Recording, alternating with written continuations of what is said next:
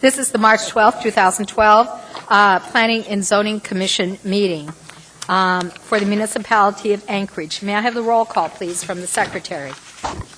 Connie Yoshimura. Present. Bruce Phelps. Here. Stacy Dean. Here. Terry Park. Here. Dana Prude. Here. Richard Wilson. Here. Ray Hickle. Here. Peter Mulcahy. Here. All right. We have a quorum. There have been some questions regarding our schedule for the Planning and Zoning Commission as it relates to the Title 21 rewrite. So I'd like to take this opportunity to announce that the public hearing for the Title 21 rewrite will be continued on March 19th following a quarterly directors meeting. That public hearing will commence at 6:30 p.m. here in this chamber. I also want to announce that the April 9th regularly scheduled Planning and Zoning Commission meeting has been changed to a continuation of the work session beginning at 5:30 p.m. It will be in the LUSAC Public Conference Room, which is just across the hall. So that's a continuation of the work session. It is not a regularly scheduled public hearing. That is a change. All right. Special order of business, disclosures. Vice Chair Parks, would you please do the disclosures? Commissioner Phelps? No. No. Commissioner Cruz? No. Commissioner Hickle? No. Commissioner Mulcahy? Nothing, sir. And Commissioner Wilson? Nothing. And Commissioner Dees and myself have a comment to make. We were not present for A, B, C, D, or E, but we were present for F. So we will not be able to vote on the first four of those on the consent agenda, or the approval resolutions. Did you have anything else, Ms. Dees? No. Commissioner Hero? No. Thank you. And I have none other. Thank you. All right. Thank you very much. Moving on to the consent agenda, may I please have a resolution for approval? Commissioner Phelps? I move for its approval. All right. Thank you. Do we have a second? Thank you, Commissioner Mulcahy. Are there any objections to the resolutions for the consent agenda? Anything to pull for the consent agenda? All right. Seeing and hearing none, those resolutions for approval are completed and approved. We have no unfinished business and actions of public hearings. We're moving on to the regular agenda. There's nothing. We are going to begin to open the public hearing. Before I open the public hearing on the provisionally adopted chapters for Title 21, I think it is important for everyone to understand what the role of the Planning and Zoning Commission is in this process. So if you'll bear with me, I'm going to take a moment to read 21.10.015 regarding the Planning and Zoning Commission. There shall be a Planning and Zoning Commission which shall have the following powers and duties. 1, develop, review, and make recommendations to the Assembly regarding policies, plans, and ordinances to implement the municipal function of planning for the economic, social, and land use needs of the community. 2, develop, review, and make recommendations to the Assembly regarding the comprehensive development plan and amendments thereto. The Assembly shall not adopt an element of the comprehensive development plan or any amendment thereto until it has been reviewed by the Commission. 3, review and make recommendations to the Assembly regarding proposed amendments to this title, except amendments to chapters 21.67 and 21.75 through 21.87, and proposed regulations to implement, interpret, or make specific provisions of this title, except provisions of chapter 21.6 and 21.75 through 21.87. Except as stated in this subsection, the Assembly shall not adopt an amendment or regulation until it has been reviewed by the Commission. If the Commission is requested by the Assembly on the record to review an amendment or regulation, it shall do so within 6 months of the request. If the Commission is unable to make a recommendation to the Assembly within 6 months of the request, the Commission shall request additional time to review the amendment or regulation. The Assembly may, after the request for additional time, grant whatever more time may be appropriate, or the Assembly may take action on the amendment or regulation without further review or input from the Commission. 4. Review and make recommendations to the Assembly regarding applications to amend the zoning map in accordance with Chapter 21.20. Except as stated in this subsection, the Assembly shall not adopt an amendment until it has been reviewed by the Commission. If the Commission is requested by the Assembly on the record to review a zoning map amendment, it shall do so within 6 months of the request. If the Commission is unable to make a recommendation to the Assembly within 6 months of the request, the Commission shall request additional time to review the amendment or regulation. The Assembly may, after the request for additional time, grant whatever more time may be appropriate, or the Assembly may take action on the amendment or regulation without further review or input from the Commission. 5. Hear and decide applications for conditional uses in accordance with Section 2115.030. 6. Review and make recommendations to the Assembly and School Board regarding the annual capital improvement program of the municipality and school district. 7. Review and make recommendations to the Mayor and Assembly regarding public facility sites in accordance with Section 2115.015. Review and make recommendations to the Mayor regarding the annual work program of the Department of Community Planning and Development. The Director of the Department of Community Planning and Development shall submit the annual work program to the Commission for review before preparing the annual budget. 9. Promulgate regulations to implement, interpret, or make specific the provisions of this title, except provisions of Chapters 21.67 and 21.75 through 21.87 in accordance with the provisions of Chapter 3.40. 10. Hear and decide applications for variances under subsections 21.40.150H, 21.40.16H, and 21.40.170H. 11. Exercise such powers and perform such other duties as are provided by law. B. The Planning and Zoning Commission may delegate its powers and duties to a hearing officer as provided in Section 21.10.035. C. The Planning and Zoning Commission may delegate to the Urban Design Commission the authority to review and decide upon, with regard to site design, landscaping, and structure design, 1, a conditional use, 2, a special limitation, or 3, a site plan subject to review by the Planning and Zoning Commission. Thank you. Now we will proceed with the public hearings. Case 2011-104. The petitioner is the Municipality of Anchorage. The request is the provisionally adopted Title 21 rewrite chapters 1, 2, 3, 4, 5, 6, 7, 8, 12, and 13, and draft Chapter 14, in addition to the proposed amendments. The community's input is through all of the community councils.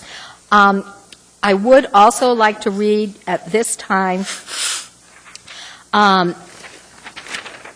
the procedure by which the public may speak to the Commission at its meetings is: 1. After the staff presentation is completed on public hearing items, the Chair will ask for public testimony on the issue. 2. Persons who wish to testify will follow the time limits established in the Commission Rules of Procedures. A. Petitioners, including all of his/her representatives, which in this case would be the Municipality of Anchorage, has 10 minutes. B. Representatives of groups, community councils, PTAs have 5 minutes, and individuals have 3 minutes.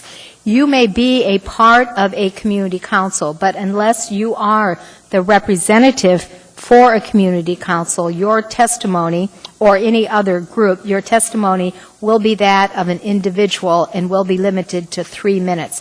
There is only one representative per group that will be allowed 5 minutes to testify.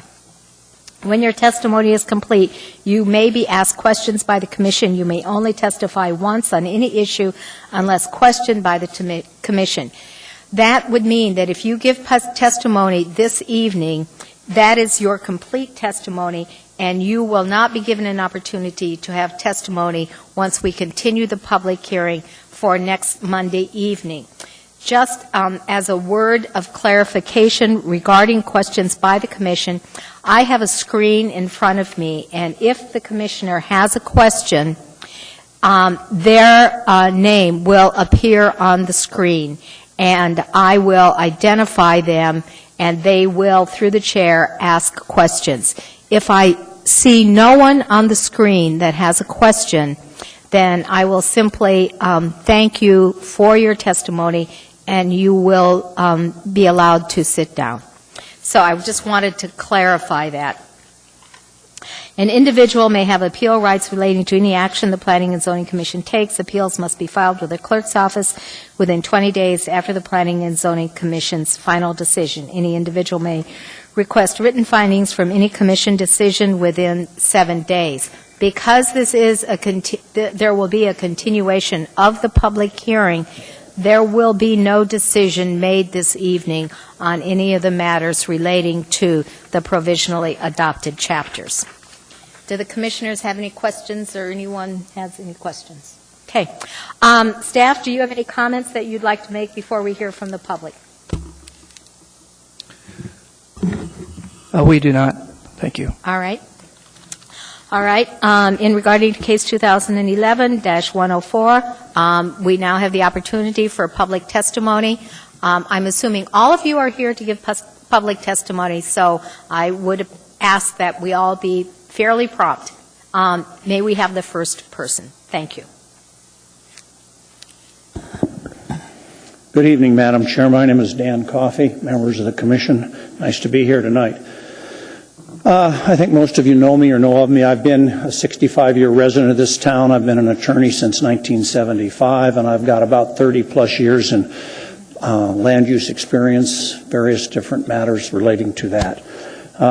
You may also know that I served on the Planning and Zoning Commission for a time. I was the chair. I've also served on the Assembly. I was the chairman of the Assembly. And I also served on and was chair of, from time to time, the Title 21 Committee.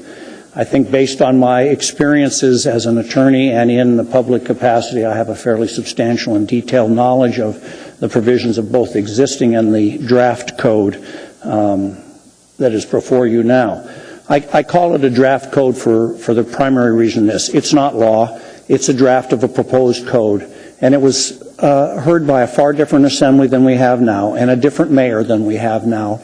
And Mayor Sullivan, as you probably know, hired me as a consultant to make a lot of recommendations to him about how this thing ought to be addressed. And I did that, and that just served a big purpose, which was to enhance my knowledge of the code.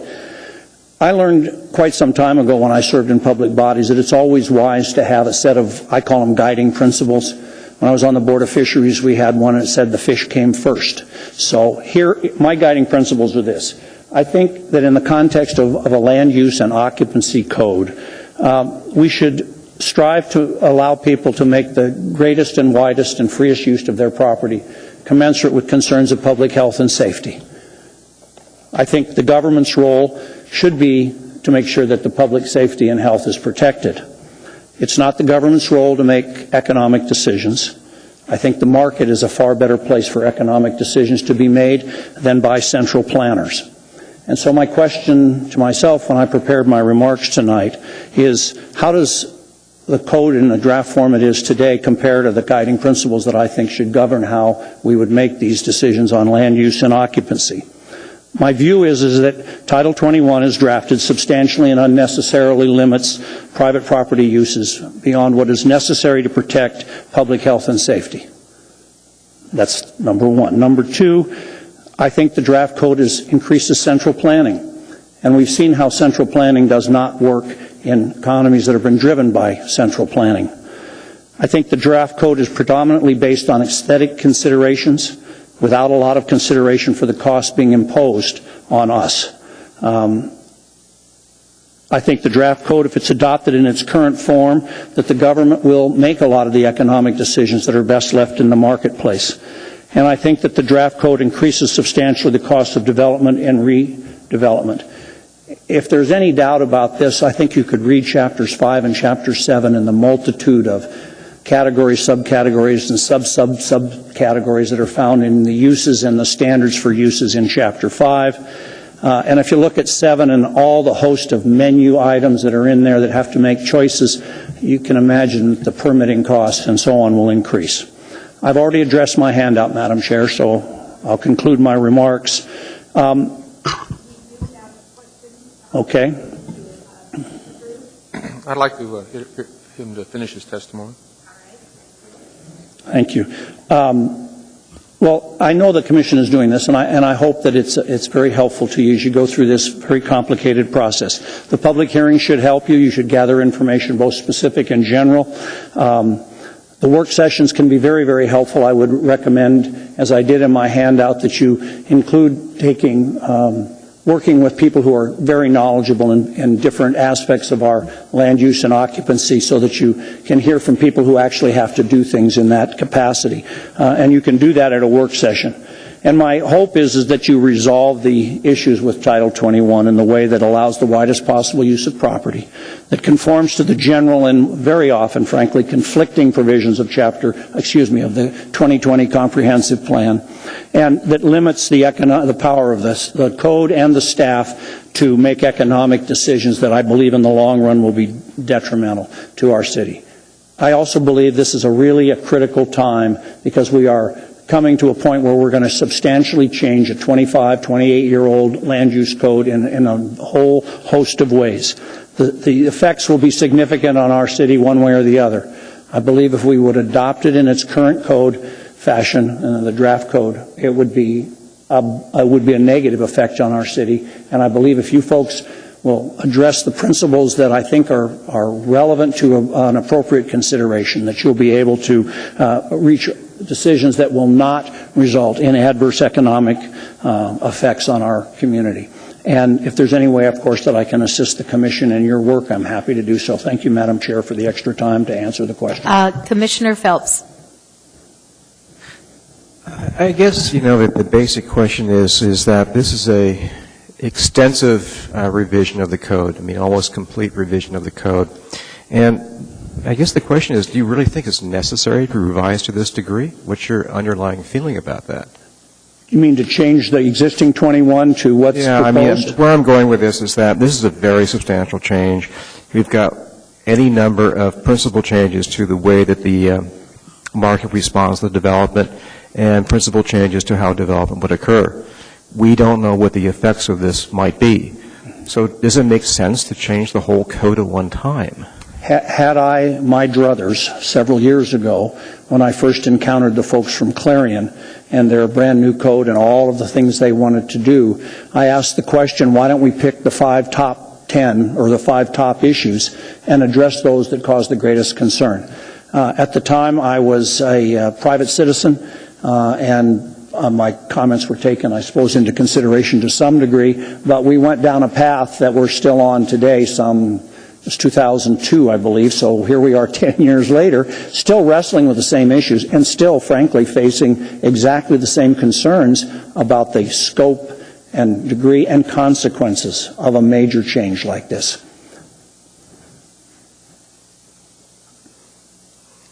Commissioner Mulcahy. Yes, sir. You have made a couple times you have made some comments about the economic effects. Just curious if you had access to any studies, and if you've had a chance to review the one that the Commission put out back in December 5th, economic impacts, and now have you had a chance to look at that document? Well, you mean the one that was reported by the staff where it says that all these new developments won't cost anymore? Yeah. Well, here's how I answer that question. When I was the consultant for the mayor, I asked if we could have a copy of that program. And that was originally promised to us by Tom Nelson, who said that when we get this program, we'll make it widely available so people can do their own calculations. I was told I couldn't have it, but we could people could bring their questions into the staff. Well, okay, that didn't much happen because there's I think a lack of trust as to what you might get out of that. Part of the problem is also this. Not only is the cost of whether the land does this and the landscaping does that and the interior sidewalks do this and the setbacks and the height limitations and all of these things with one particular building make a difference in cost. There's also the cost of permitting, with all of these substantial new considerations that you have to apply, and that's across the board, whether it be to a commercial building or residential construction. You're going to take an awful long time in a permit situation to get approval for the new building to ensure compliance with all the rigorous requirements in the new chapter. So there's an additional cost. I don't believe that you can just reduce the requirements of parking and achieve all these substantial cost reductions in your building when you look at all of the other requirements that are being imposed as a result of that. And again, I would ask you, when you do this, if you look at the design standards that are imposed in the various multitude of use districts that are created in Chapter 5, you will find a whole host of unanswered questions about what happens when the furniture store moves out and the kayak and canoe business guy moves in. Well, we all know parking changes every time that kind of thing happens. But what about all the other consequences associated with those changes in use? They're not clearly answered. So I believe that those costs will go up significantly. And by the way, I could go on for another 10 minutes about that, but I won't. There are a few more commissioners in the queue. Commissioner Pruz, then Commissioner Phelps, then Commissioner Wilson. So just take a deep breath and there you go. Thank you, Madam Chair. Mr. Coffey, as your role as a consultant with the mayor, did you look at any of the financial considerations for the zoning changes to the existing property owners and any unintended or consequence to financing properties, existing financing? Sure. Yes, both of those. With these proposed zoning changes? Yes, I asked what was the cost, general cost associated with rezones. Now, I didn't pick particular properties, but I asked the cost in terms of what are the fees for a rezone and what are the costs to hire someone like me or like Mr. Potter or any, Mr. Sawhill, a whole host of people who do rezoning in front of you folks. And I was told that basically you could anticipate a cost in the range of $25,000. That's number one. Number two, in Chapter 12 is our nonconformities. The degree to which we create nonconformities in this community, which is both the land use as well as the occupancy, can change whether you're conforming or non-conforming. The degree to which we change that can have a substantial economic impact on your ability to finance. If you're a nonconformity, your bank is not very anxious to finance you or refinance you. That's a big problem. Also, it impacts the ability to maintain your property because there are limitations from the status of being non-conforming. There's limitations on the extent to which you can make repairs and renovations.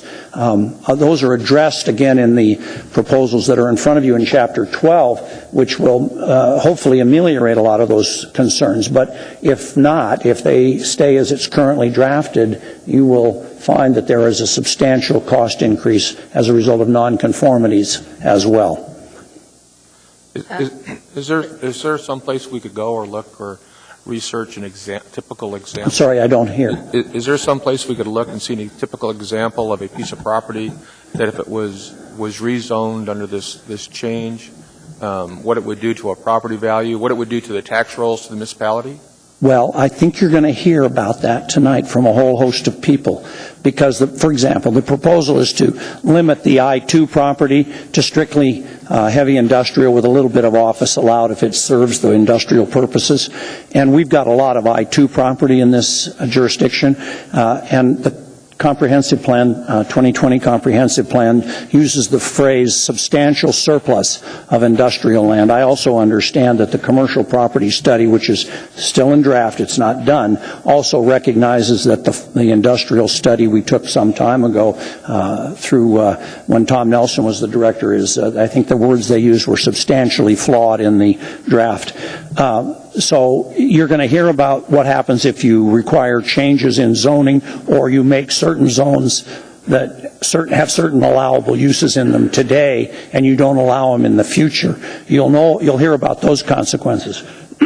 Taking I-2 and prohibiting business development will completely stop developments like the Target store on 100th off of Minnesota, near Minnesota out by O'Malley, example. And the Diamond Center was built on I-2 property, although it's now rezoned to B, and so on down the line. We have to be very careful about that. And then I think that answers the question mostly. Where can you go? I think you need to go to the property owners, Mr. Pruz. I think you'll hear from some of them tonight and others, and there are substantial economic impacts, and there are also substantial legal risks taking, condemnation. So, Thank you.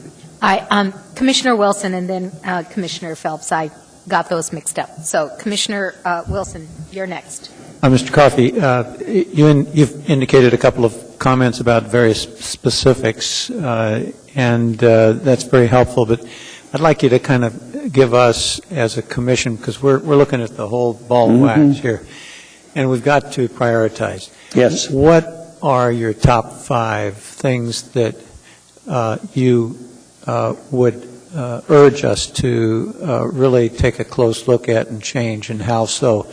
And my second question is, what are the top 5 things you think are good about this rewrite? Well, I'll give you the thing that's really good is the consolidation of landscaping into one section of the code, mostly consolidation. That's a good thing, because right now you've got to go hop and skip around to find out what's required, depending on a whole host of factors, your uses and what you're doing and where you are and all that. The organization of this code is better than the organization of the previous code. I'll give you an example. If you went to the business zone, you would find the permitted uses go from A to triple E. That's 50-some, whatever, 26 twice plus 5 is, what's that, 57 separate permitted uses. Well, even though it still took them 15 pages to do it, there's a table that they have prepared for you in the draft code that handles that. I've handed you a draft code that has 2 pages of the same table and condenses it, because we've eliminated a lot of categories and uses. Here's the situation. Chapter 5 is critical. It's a very complicated and difficult chapter, and it's lengthy, and what it does is it establishes uses and standards for uses. And when you read the uses in the tables, which is where I suggested in the handout to you tonight, that you read the tables and compare the tables that I submitted as exhibits with the tables that are there. So it's a relatively easy process then, because you look at the tables that we proposed and sent to the mayor, and you look at that's 2 pages, and you look at the 15 pages that is in the draft code, and you can say, well, wait a minute, I don't need to differentiate between maybe a retail business selling one product and a retail business selling another. And what they've done is they've delved so deep into the various uses and sub-uses that it becomes very complicated and very complex and uncertain. And when it's complex and convoluted and uncertain, it raises costs. And that's another reason I think that this is going to be in a very expensive code. So my top 5 are, let's address the use categories and get them to appropriate ones: industrial, commercial, residential, public, we call them community uses, and then address them in far larger amounts. If it's going to be a commercial thing, we've got retail, and we've got basically 2 types of retail. You've got the big retail outlets that, that an automobile dealer, for example. How much parking does an automobile dealer need, for example, compared to a Diamond Center? Those are legitimate concerns, but they're still retail kinds of businesses. You don't need the definitions down to the difference between a guy selling furniture and a guy selling electronics. So I would suggest that you look at 5 in detail. That's one of the big issues. Number 2, I would suggest that you look at the mixed use issues. My recommendation to you and to the mayor was to not create mixed-use districts and require all these rezonings. Here's the situation. Right now in the B3, for example, you can build homes. You can build housing. You can put housing in B3. Our code is structured so that in R1 you build single family, R2 you can have single and duplex, R3 you can have single, duplex, and multifamily, and so on up the list. So we've structured our zones that sort of they build on each other. I recommend that you consider keeping the existing zonings, which is the B3 and the two smaller ones, B1B and B2B, and allow then the mixed use to occur in those districts, and use most of the standards that the staff has developed that is in the draft code if someone elects to do that. If you want to build a mixed use in the B3 district, add in the requirements from the CMU district. But you don't have to create a new district. And the benefit of that is you don't have to go through a rezone, number one. And the other big benefit is the person who owns the property gets to pick when they want to do this. They make an economic decision. They invest their money and time and effort and build mixed use. It's a far simpler, less costly, and I have yet to hear why it's not as effective. One of the things the staff has done with the mixed-use districts and the others, and I'll give you a good example. They recommend a 40-foot height limitation in the B3 district. There is no height limitation in the B3 district right now. Those new buildings we have in Midtown, they wouldn't be allowed anymore.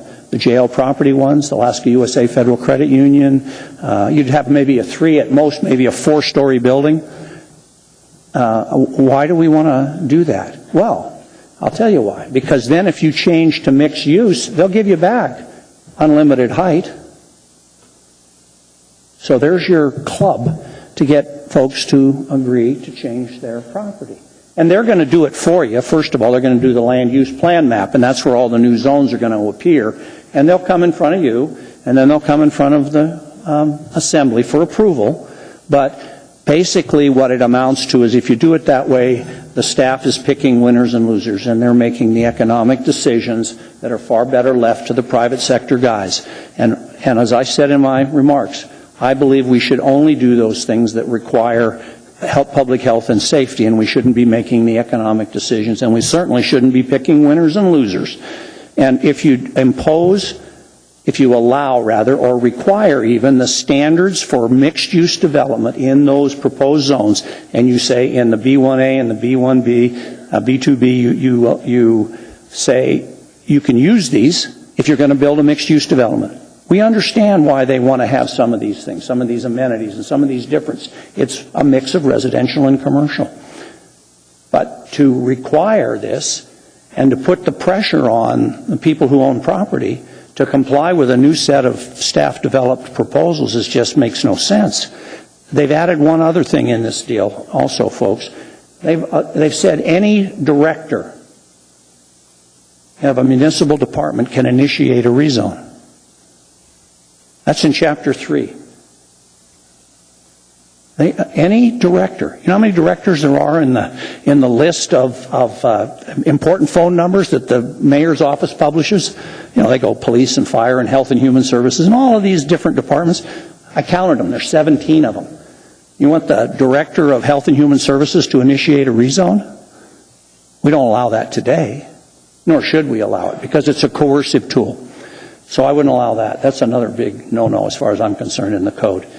The other thing, so if you do the mixed-use stuff, and I'm going on a long time, but if you use the mixed-use stuff in Chapter 5, which is the uses, and fix some things in 1, 2, and 3, then you're addressing the biggest part. The next thing is subdivision development, and the other thing that you need to look at, and particularly in the warranty sections, and then the other thing you need to look at is Chapter 7, and they have divided Chapter 7 into a whole host of different things. There's one thing for multifamily, there's one thing for townhouse, there's one thing for single family, and so on and so on and so on. And they made a big deal, I heard tonight at the amendments, about taking out the design standards for single family residents. Okay. That's violation of the 2020 plan. It says there'll be design standards for housing. The home builders have provided a list of 10 things that they would like deleted, and then they're happy with the rest of it. And from talking to the home builders, they've already made so many of these changes, they move to market. People want some of the things, most of the things that are in the menus of choices. So we don't need the staff to tell us to do it. We just let the market do it. You know, it really does work, folks. So there's another, and then there's a lot of things. I'll give you 2 more examples. Dumpster screening. Dumpsters are inherently unattractive. They're really unattractive in the high-density neighborhoods where there's only one place to put them, and that's in the front. Because the big dump trucks can't get in the back. You know, the ones that lift them up and do this, they can't do that. So what are we going to do? We're going to amortize it and require it, and if they don't do it in 7 years, then they're going to have to go pay for a variance? It's an unnecessary cost put on our community. Say this. If you redevelop your property, you screen your dumpster. If you build new, you screen your dumpster. You don't make people try to go back and retrofit and require them to get variances and do this. It's just not going to work. Another example, snow storage. Anchorage will be 100 years old in 2 years, 2014. I think I'll make it. We've handled snow for 98 years around here. We don't need to dedicate 5% of our parking lots to snow. We stack it, we haul it, we address it. Look at this year. And we haven't got the snow dump capacity to hold it. And when I ask in the Title 21 committee, why do we have to do this? It's because all of us commercial property owners salt our parking lots. That's what staff told me. We don't salt our parking lots. We use split gravel. And we sweep it up in the spring and put it aside and then use it 90% of what we saved and used it again the next year and the next year because we don't want to waste money. And besides, it's a far better method than sand. You know who uses salt? The city. And so does the state. They put it in the sand to keep it from clumping. So why are they focusing on the people who own individual lots? We've addressed it. Now, is it a bad thing when we have a year like this, a record year? You bet. How many streets in our town are a lane and a half as opposed to 2 lanes, and so on and so on. But this is an odd year. They want to haul off the snow by April 1. Think about it. It's just sort of ludicrous. So, Thank you, Mr. Yeah. Coffey. There are a couple of other people. I'm sorry, I'm done. Commissioner Phelps and then Ms. Dean. Just going back to the immensity of this task, it's actually daunting, at least it is to me. We're talking about a complete rewrite of Title 21, and frankly, I have a planning background, but most of this stuff I really don't have the depth of understanding to really know if I'm making the right decision or the wrong decision, and that's a difficult place to be in. You have prepared an analysis, and it looks like it really focuses on some of the major issues of, what are the problems you're trying to solve, and what is the appropriate approach to do that. In your opinion, if we were to use this book as at least one of the basis for the review of the title and follow the recommendations, would that deal with most of the major problems that you have seen in this revision? Yes. Absolutely. And also, it would steer you to policy decisions that if were made, then that would answer the question on some of the 200 amendments you were presented tonight. You wouldn't need a lot of them if you made one path, and you'd need many of them if you went down another path. So part of what I tried to do was not try to direct you, but try to say, look, consider, and then decide how you want to go on amendments. I understand that process, and actually I really do appreciate it. I guess one of the aspects you have to consider is the amount of time it takes to actually do this stuff. And if you are, let's make believe you have a recommendation in here, and you make the recommendation to do whatever, we have to develop the wording for that. Yes, sir. And that takes time. Yes, sir. It takes time to do it right. Yes. Yeah. So you have identified some specific language, but in other cases, and perhaps the majority, you've identified considerations for us to deal with. Actually, I didn't want to overwhelm you, so I didn't include all of the things that I have in the way of written material on it. Every chapter that I reviewed when I worked as the mayor's consultant has a rewritten chapter. But it's as big as the 684-page code because it's every, I went through the whole code. Now, I didn't change everything in the whole code, obviously, but when I made my changes, I prepared and gave to the mayor. Chapter 4 should say this, not this. And I can give all of that to you. It takes up a box as big as the one I drug in tonight. Language is available. If you make a policy decision, you want to go down this road, I can hand it to you tomorrow. Okay, so if we go through a policy decision, get a point of view identified and generally concurred in, we can ask you for language. Yes, sir. And that would certainly expedite the process then. Yes, sir. How long do you think this is all going to take? I'm not going to counter the chairman of the assembly, Ms. Osiander. You guys will be done in time to give it to her as you indicated you would. I believe it was June. I think once you get through the public testimony and read the materials, I think you'll know what you want to do. And I think you're right, spot on about there's a lot of unintended consequences that will arise out of this code if we're not very careful. I guess that's what I'm really concerned about, is making a decision that we really haven't completely thought through, or somebody has said it's a good idea, but we don't really know if it's a good idea. Right. And perhaps the way the code has been revised was a reflection of the way that somebody or something wanted to be done 10 years ago. And perhaps we have a different point of view now than we had 10 years ago. And so given the change in philosophy, how do you restructure something like this? You can see I'm trying to deal with the underlying aspects of this revision. Right. Well, as I said, the way I do it is with a guiding principle. Example, in Chapter 4, I said, limit the number of rezones you're going to require. Rezoning is a complicated, costly, time-consuming, and it's an unstabling type of activity. The last rezone we went through that was so significant was in after unification. I believe in the early, it started and drug on almost as long as this. But it was a huge undertaking, and we're still suffering the consequences from it today. Residential next to industrial, and so on and so forth. To the degree you can avoid rezones, you're far better off. That's my opinion. On uses, to the degree to which you can simplify uses and not have a plethora of uses, you make things more certain and less convoluted and confusing and therefore costly. That's the view, is we should be incrementalists. We're a developed city. We shouldn't be leaping ahead or pretending that we're brand new and there's nothing built. The subdivision standards. We don't have any significant land in the bowl. The comp plan 10 years ago recognized it. Our subdivision developments are going to take place on the hillside or out there at Powder Ridge and in Chugacki River. So why are we writing standards that would fit on the flatlands? I don't get it. See, that's the problem. So it's not easy.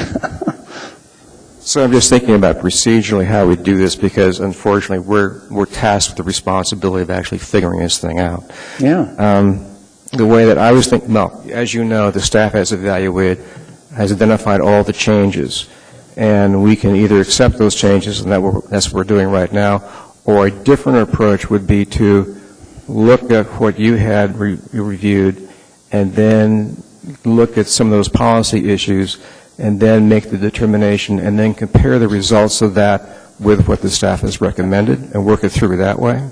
Yes, I would view the amendment should be done after the fact. I realize you got to have them on the table so that people can testify tonight and next week, right. and however long you go through the public hearing. You have to have everything on the table. But the consideration of those should follow after you've made a policy decision. And that's any amendment. When I prepared my deal and was basically done Sunday, When I did that, I compared the amendments that I had in May of 2010. And I compared them to the ones that came out in August 23rd, 2011. Those were the two that I had. I didn't know staff was going to turn in another set on Friday. If I'd have known, I would have saved, as I said, some of my comments. You can just get buried in the amendments. And if you don't know what you want to do, if you don't know what your policy is, you can't wholesale say, we're not going to do that. You know, you just, I mean, I listened to the 51.1, 51.2, all of this convoluted, difficult stuff with the Midtown RMU and height limitations in the B3. Folks, it'll drive you crazy. It drove me crazy just listening to it, and I don't have to figure it out, although I'm going to take a look. So, one of the things I recommend is that you bring people in who really know their stuff on land use and occupancy, and bring them to a work session, 2 or 3 of them, and work through with them.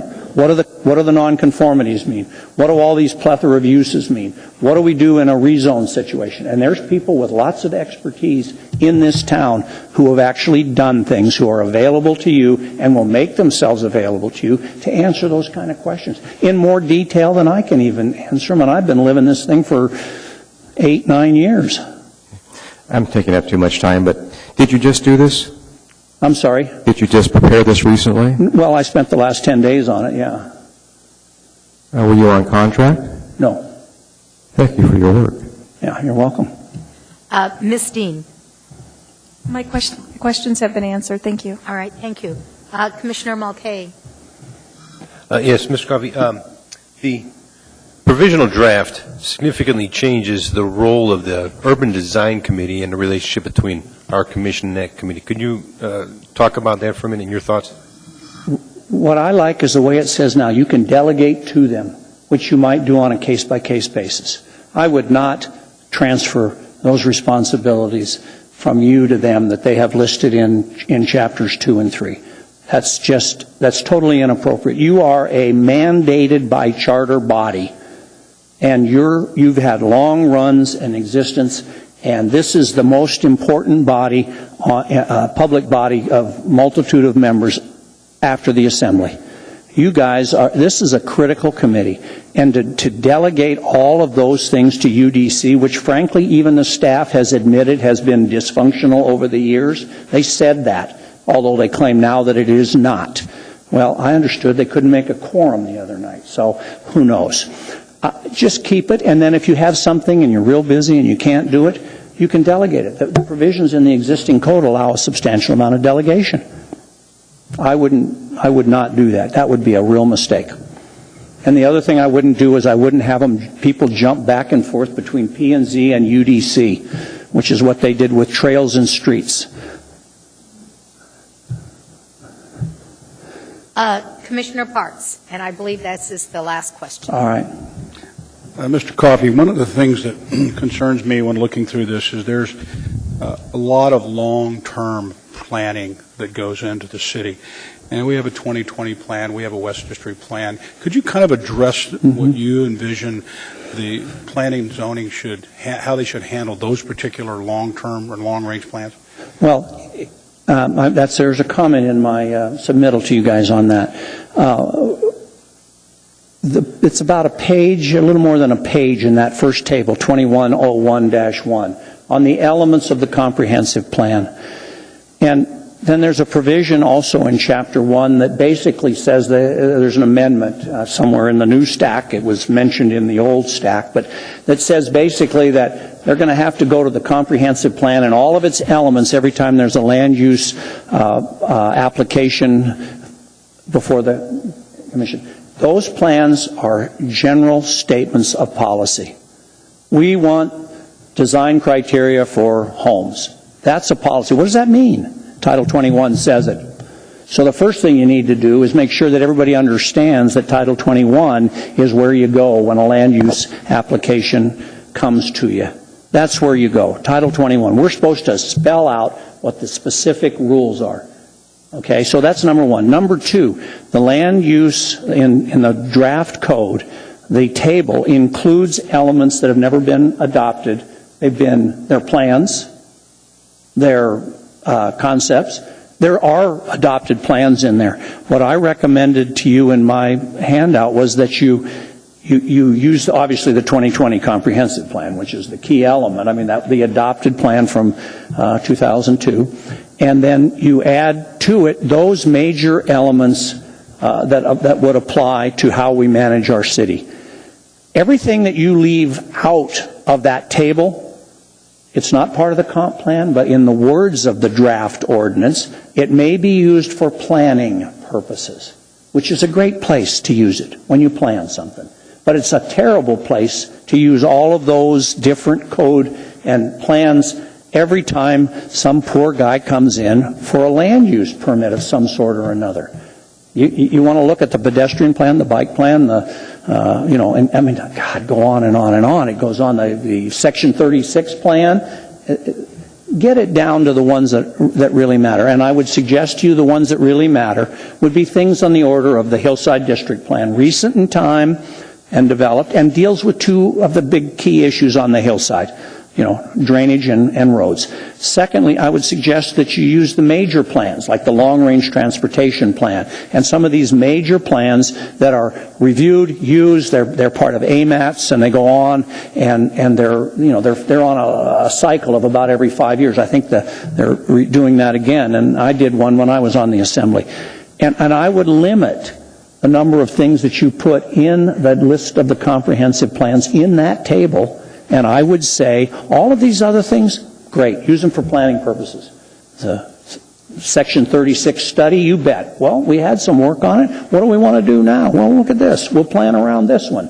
That works. But to load up that stuff and then to allow the departments to go to all that massive list of different comprehensive plan elements will enable them to subjectively impose what they think is the appropriate thing on anybody who comes down the pike.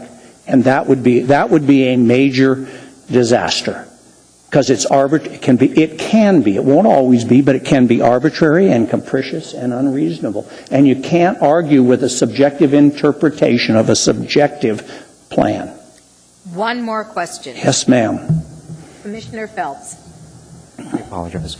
Okay, one of the issues that I've had for a long time is the land use plan map.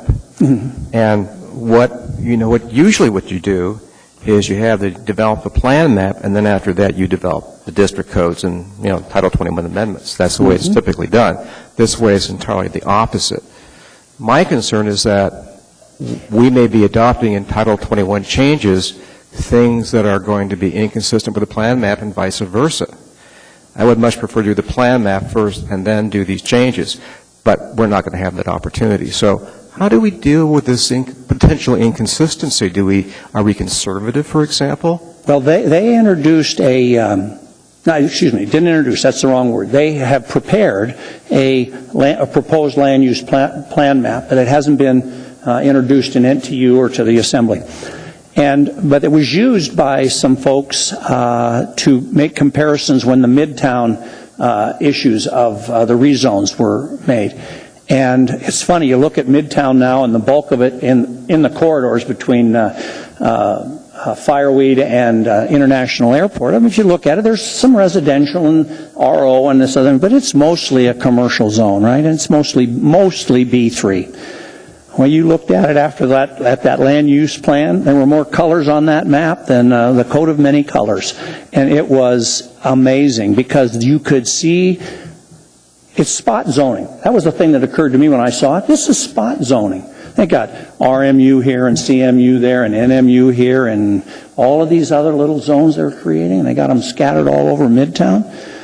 The Midtown District Plan got dumped because it was just an awful piece of work. It predominantly thought that Midtown should be a walking district.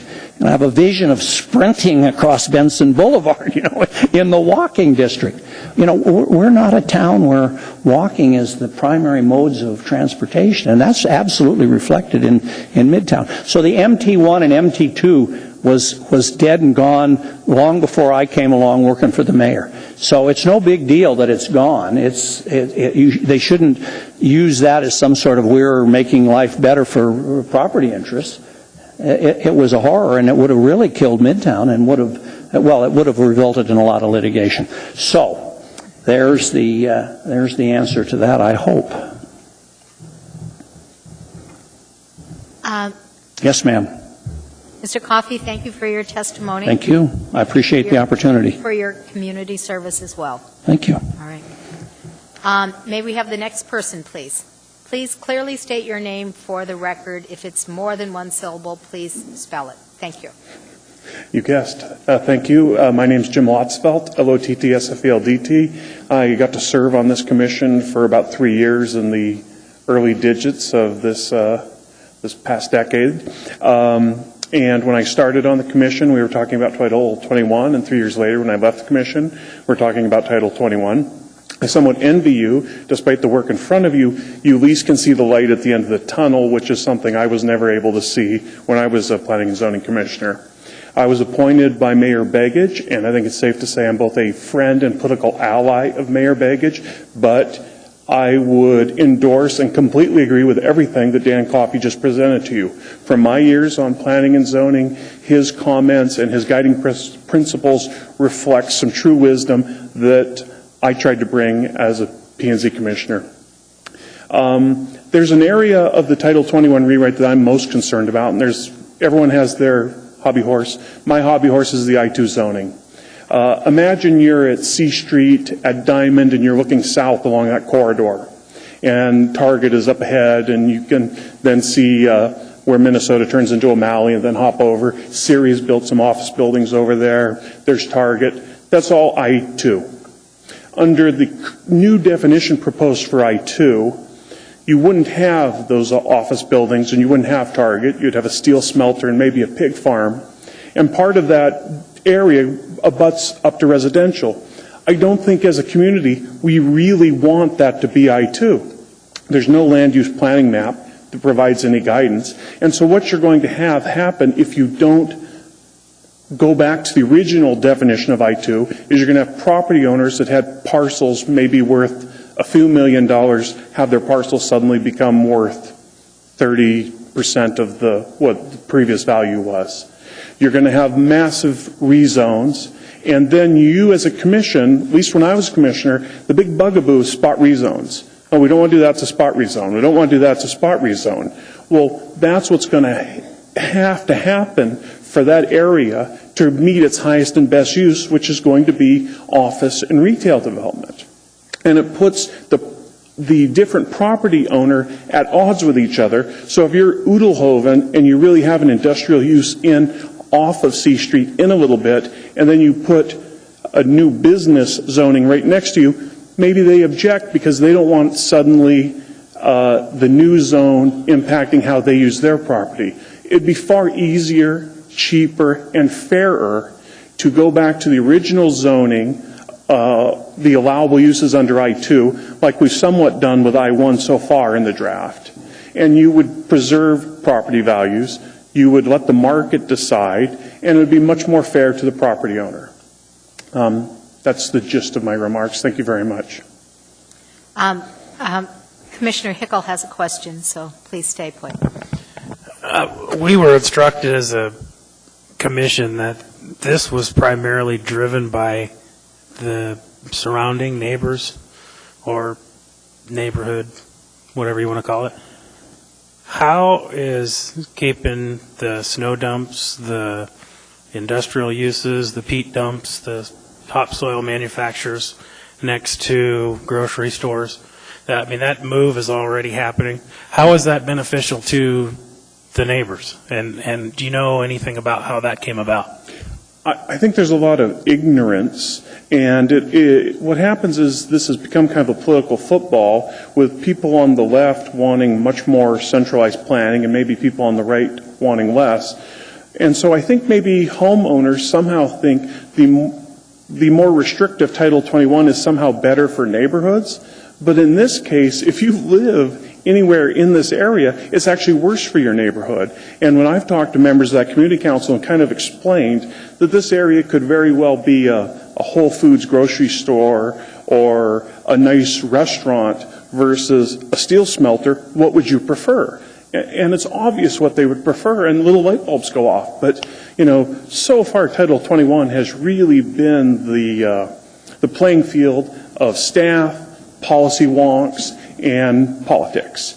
And average people, which I think is what your job is to kind of balance out for, I don't think they really realize all the implications of Title 21 yet.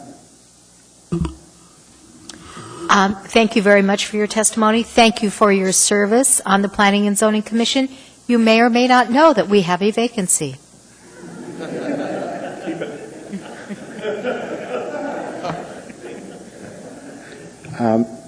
Madam Chair, I'm Bob Mintz, M-I-N-T-Z. I work for Kargatstein Properties. May I give this to the clerk to pass out to members of the commission? You may.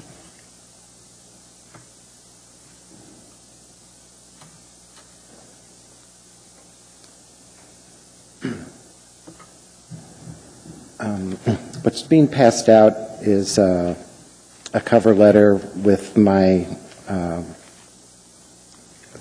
and then 13 recommendations for changes to both the provisionally adopted code and the amendments. Also included is a table that compares the current I-1 to the new I-1 and CMU. I have suggested specific wording with regard to each one of the recommendations, and I'd like to discuss my big three. The first one of concern is that, in our view, the current Chapter 12 nonconformities chapter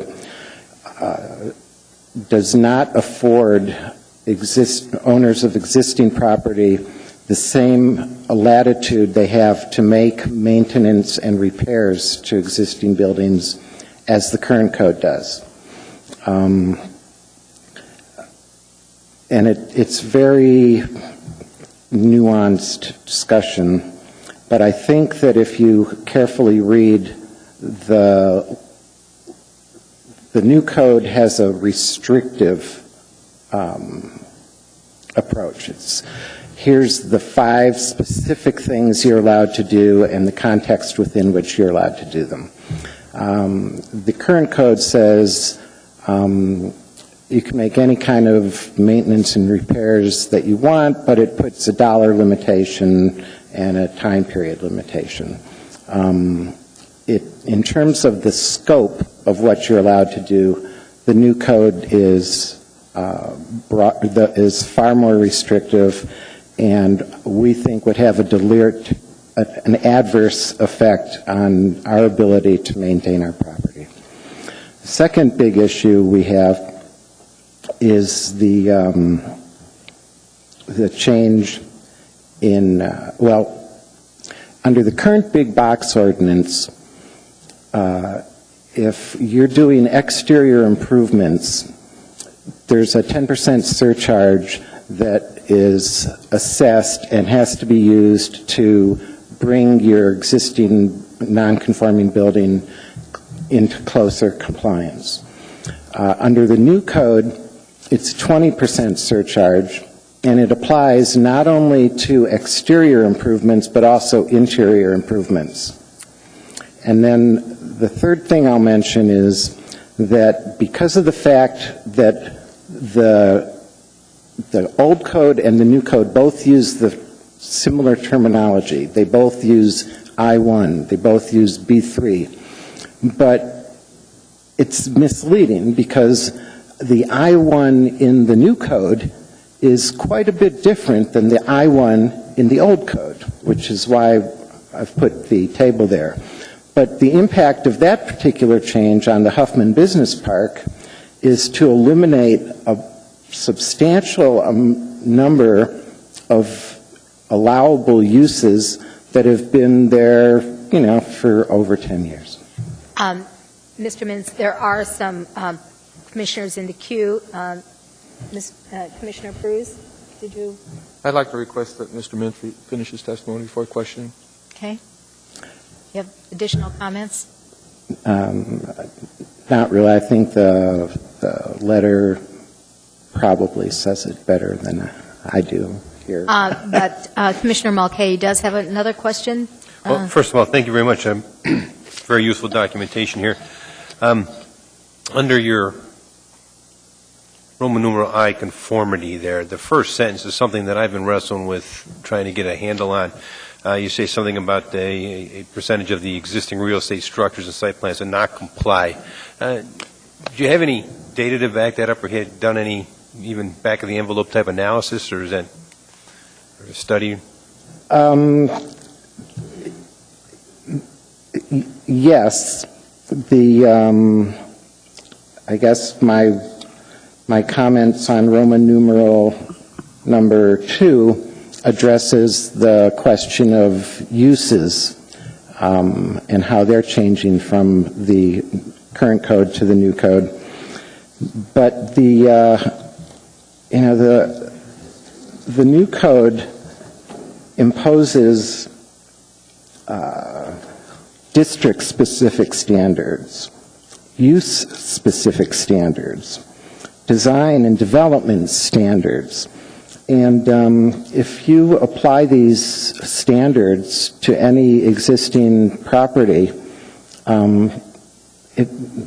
nobody's going to, well, not nobody, but almost nobody's going to meet the new standards. So we're going to have a city full of non-conforming buildings.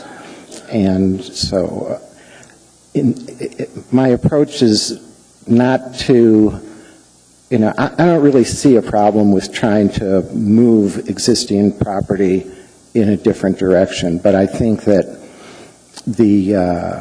you have to afford landowners the ability to maintain the properties, and not by constraining their ability to do maintenance and repairs, force the properties to deteriorate more quickly than they would otherwise.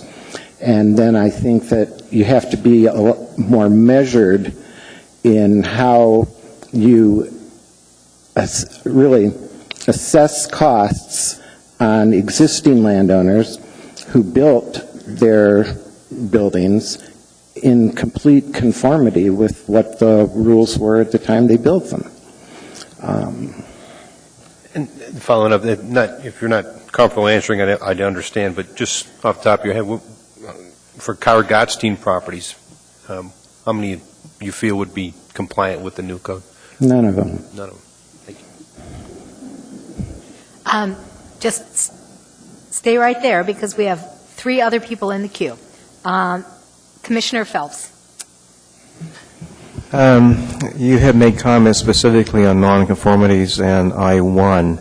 Let me ask you your preference. In terms of nonconformities, would you prefer to keep the current nonconformity chapter? Yes. Okay. In terms of I-1, would you prefer to keep the current listing of uses in I-1 as opposed to what's proposed? Yes. Okay. Ms. Dean? Through the chair, how much property does Howard Gottstein control or manage when it comes to office, commercial space, warehouse, retail? How much square footage? I have a piece of paper back at the office that answers that question. Wild guess, maybe 1.5 million square feet. 1.5 million? Okay, thank you. Commissioner Mulcahy, are you? You're not. All right, thank you very much. Commissioner Wilson. Going on the last point in your list, last Roman numeral 4A, economic impact, could you go into a little more detail about what we need to do? The economic impact study that was done, and I'm going to generalize now, but it basically says that, yes, we're imposing a lot of additional costs, but the way that it's going to be a wash is that you're going to be able to have so much less parking that your land costs will go down and your landscaping, or parking lot costs will go down. And it's a false economy. The people who develop buildings, with some exceptions, don't buy more land and build more parking lot than they think they need economically to support what's going on. And so to say that your building's going to be much more expensive, but we're allowing you to have less parking, you know, it isn't really a trade-off. So I guess that's the first comment. Second comment is the economic impact analysis that's been done doesn't take into consideration the loss of uses in, like, the Huffman Business Park and how that impacts the value of it. It doesn't take into consideration the fact that your ability to do maintenance and repairs is now constrained, and that it's going to result in the buildings deteriorating. None of that's been taken into consideration. Is this of sufficient seriousness in your mind that we should ask for a more detailed and thorough economic analysis that takes other things into consideration than were taken into consideration? You know, it's kind of chicken and egg. It's like, what are you going to do with the code, and then analyze the impact of that versus, you know, what are all the things that we could do with the code and what would be the impacts of those. So I'm not sure really how you do it prospectively. You almost have to come up with, if the code is X, how is that going to affect us? And, you know, what my approach to these comments has been is that given the provisionally adopted code and given the proposed amendments, these are the areas where I see incurring the most cost. Thank you. Thank you very much for your testimony. Thank you. May we have the next person, please, come forward.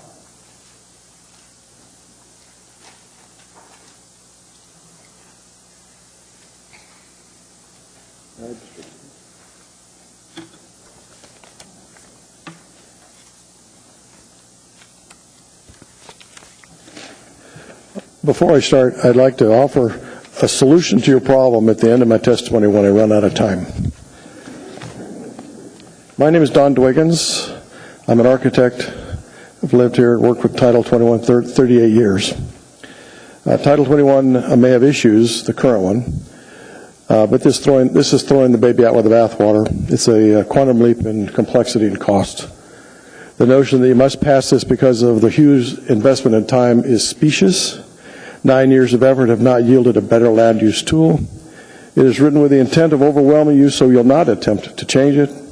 Please do not, in the words of some politician, pass it to find out what's in it. It should be significantly changed or abandoned. Title 21 is a social engineering tool with subjective and feel-good language and undefined terms which will be subject to evolving interpretations. Call them progressive. As you know, words mean things. All purpose statements should be eliminated. Every requirement should be in the body of the text or permitted use tables, standards, setbacks, buffering, etc. They infer requirements that do not exist. They are thinly veiled justifications for usurping property rights, and they are intended to influence future interpretations in a progressive way. Title 21 should be edited.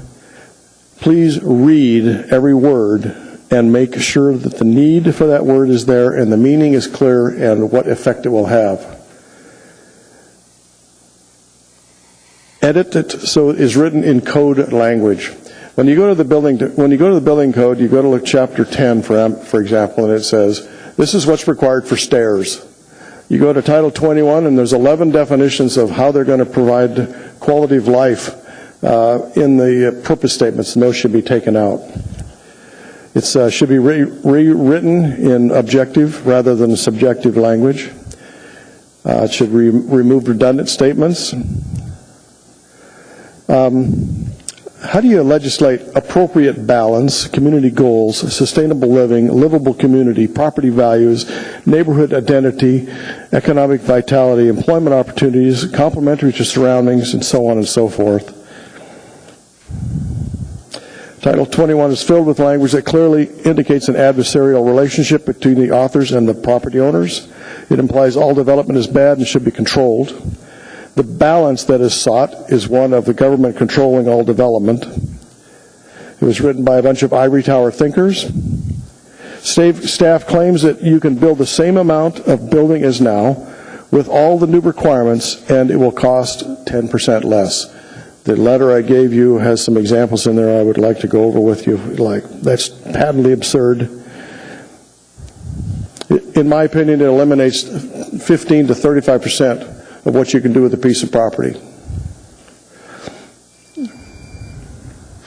We do have someone in the queue. No, we don't. Just a minute. Commissioner Mulcahy? Sir, you mentioned you would go over the costs with us. You care to elaborate on the cost impacts from your perspective? Yeah, if you look at page 9 of the document I gave you, there's 2 examples in there. The first example is Alaska USA Financial Center on 36. We refer to it as the most studied building in Anchorage. It was developed under the current Title 21, and if it were developed under the new Title 21, we estimate that because of all the new parking and landscape requirements, you'd lose 9,000 square feet of building. That's basically an entire floor. The lost income would be about $259,000 to the owner of the building. The decreased value would be $2.25 million, and at a mill rate of .0155, that's a lost revenue of nearly $35,000 a year to the municipality. The second example is my own office building, which I developed in 1980 with 29 parking spaces. Since then, the Title 21's changed numerous times, and if I were to develop it today, I could only get 20 spaces because of the landscaping requirements and other things that are already in the current Title 21, which is a 31% reduction. If you adopted the new Title 21, that would reduce it by at least another 3 spaces. And if you included the snow storage requirements, that would reduce it another 2 spaces. So I would reduce my building by 55% in the process of doing all this.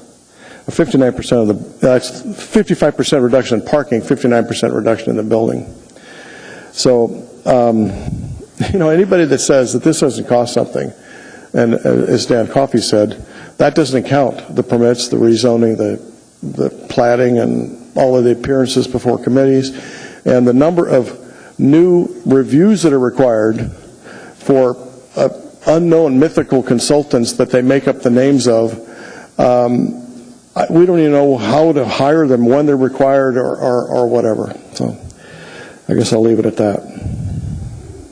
Commissioner Phelps has a question. Yes, I'm trying to go through your letter to us, and I'm looking at toward the back of it, and the basic sense I'm getting is that you would prefer that we not adopt the changes to Title 21. Is that them?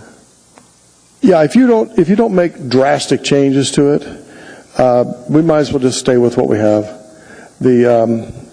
I think you could take the table concept out of the new Title 21, stuff it in the existing Title 21, and most of your problems would be solved with regard to land use and so on. The landscaping requirements that are in the new Title 21 require more land, and they also require 20 to 30% more bushes, and it's a convoluted process of measuring blades of grass that will be incomprehensible and very difficult to get through a review.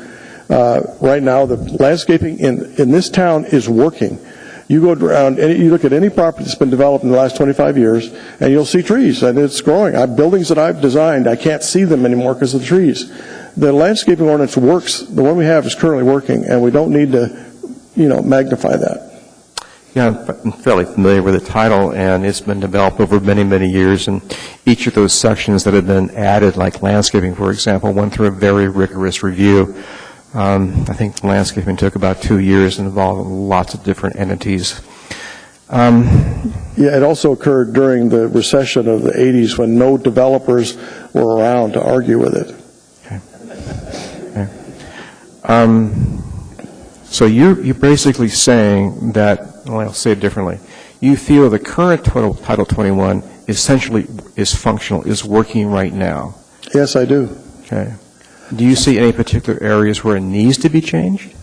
Well, organizing the landscape would be nice, as Dan said, but the new one has the exact same problem. You go into it and you've got a section that talks about landscaping. They've increased all kinds of requirements. But then you go into another section on assisted living and it says there's another landscape requirement tucked in there. And you got to dedicate 25% of your land without touching it in this zone. And you got another, everywhere you go, there's new landscape requirements in these standards and overlay districts and district level standards and all this kind of stuff. It's absolutely onerous.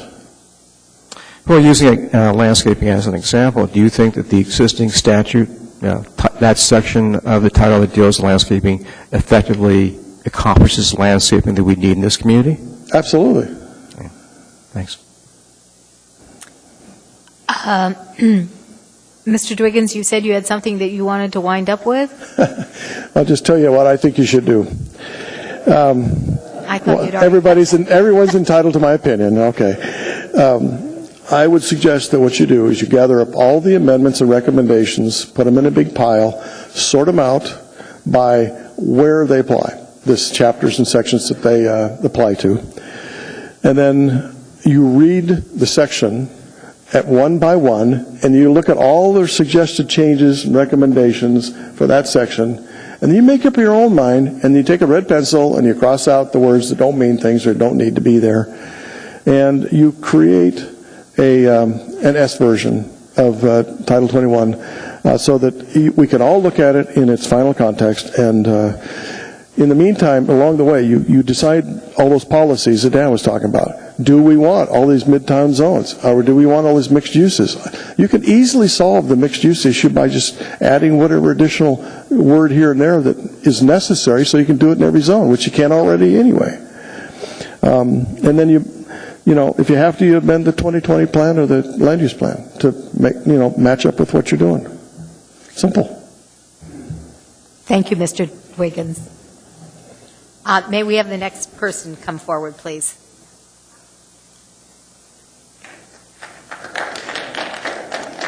Is there anyone else here who wishes to testify? Please come forward promptly. Thank you. My name is Dave Pfeiffer. First of all, good evening. My name is Dave Pfeiffer, and I am the president of Ceres Real Estate Development Division. I'm also a corporate vice president. And I've already provided written testimony as part of the record, but I did want to make a few isolated comments, or at least one isolated comment. Ceres has about 200 acres in the city of Anchorage, zoned commercial. And one of the parcels that we're particularly interested in is the northwest corner of C Street in O'Malley. It's the one that Mr. Lotzfeld referred to. And it has a current zoning of I-2, which allows, under the current, without amendments, it allows commercial, business, and retail uses. It also allows heavy industrial. The proposed amendment to Title 21 will effectively strip away the commercial, business, and retail uses, leaving it strictly heavy industrial. We feel a couple of pieces on that are, one, it's a very highly visible part of Anchorage, and secondarily, some of the key things that drive both retail and commercial uses are infrastructure and access. And this parcel has all of those. So consequently, by turning it into a commercial, into a heavy industrial use, you strip away all that infrastructure that's already been put in place. I have two proposed solutions. One is either maintain the current I-2 zoning, or our preferred solution is establish an overlay district along that C Street corridor. And the overlay district could have the retail and commercial uses maintained from it or through it. I understand there's always a balance between development and the commercial industrial uses, but in reality there's already a push or a wave for retail in that area, and it's based on demand, it's based on land use. So I believe that, we really believe that creating an overlay district will provide the balance between the retail and the industrial use. Any questions? Commissioner Pruz? Yeah, could you tell me what's on the other three corners of the O'Malley intersection? Two of them are vacant, and one of them is a interim use of topsoil. A what? Topsoil. There's topsoil storage. They mix. They mix the topsoil on the northeast corner. And you say that's a what use? Permanent use? Is that? It's all zoned I-2. Our site is the one that's been surcharged with gravel. Oh, okay. So that's the Siri corner. It's O'Malley and C Street, the northwest corner. Okay. Thank you.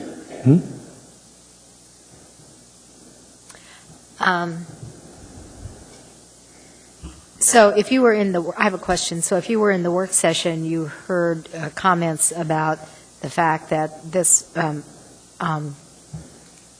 area would perhaps be subject to a rezone as a result of the land use planning map, and I was wondering if you had a comment in relationship to that. I have not seen that document, and I wasn't part of that conversation or overheard it. All right. Commissioner Wilson has a comment or a question? Just a question to kind of try to help us work our way through this bundle of issues. We are, at least several of us, are concerned about doing things that will have an adverse economic impact on a lot of people, a lot of property owners.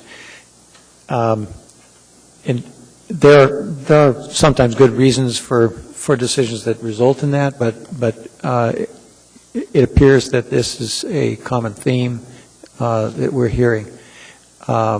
What is? Do you have any suggestions as to how we ought to address the economic impacts of the Title 21 changes? That's a pretty open-ended question. I can tell you that everybody's got a vested interest both from a property value standpoint as well as access to services, access to retail, access to commercial.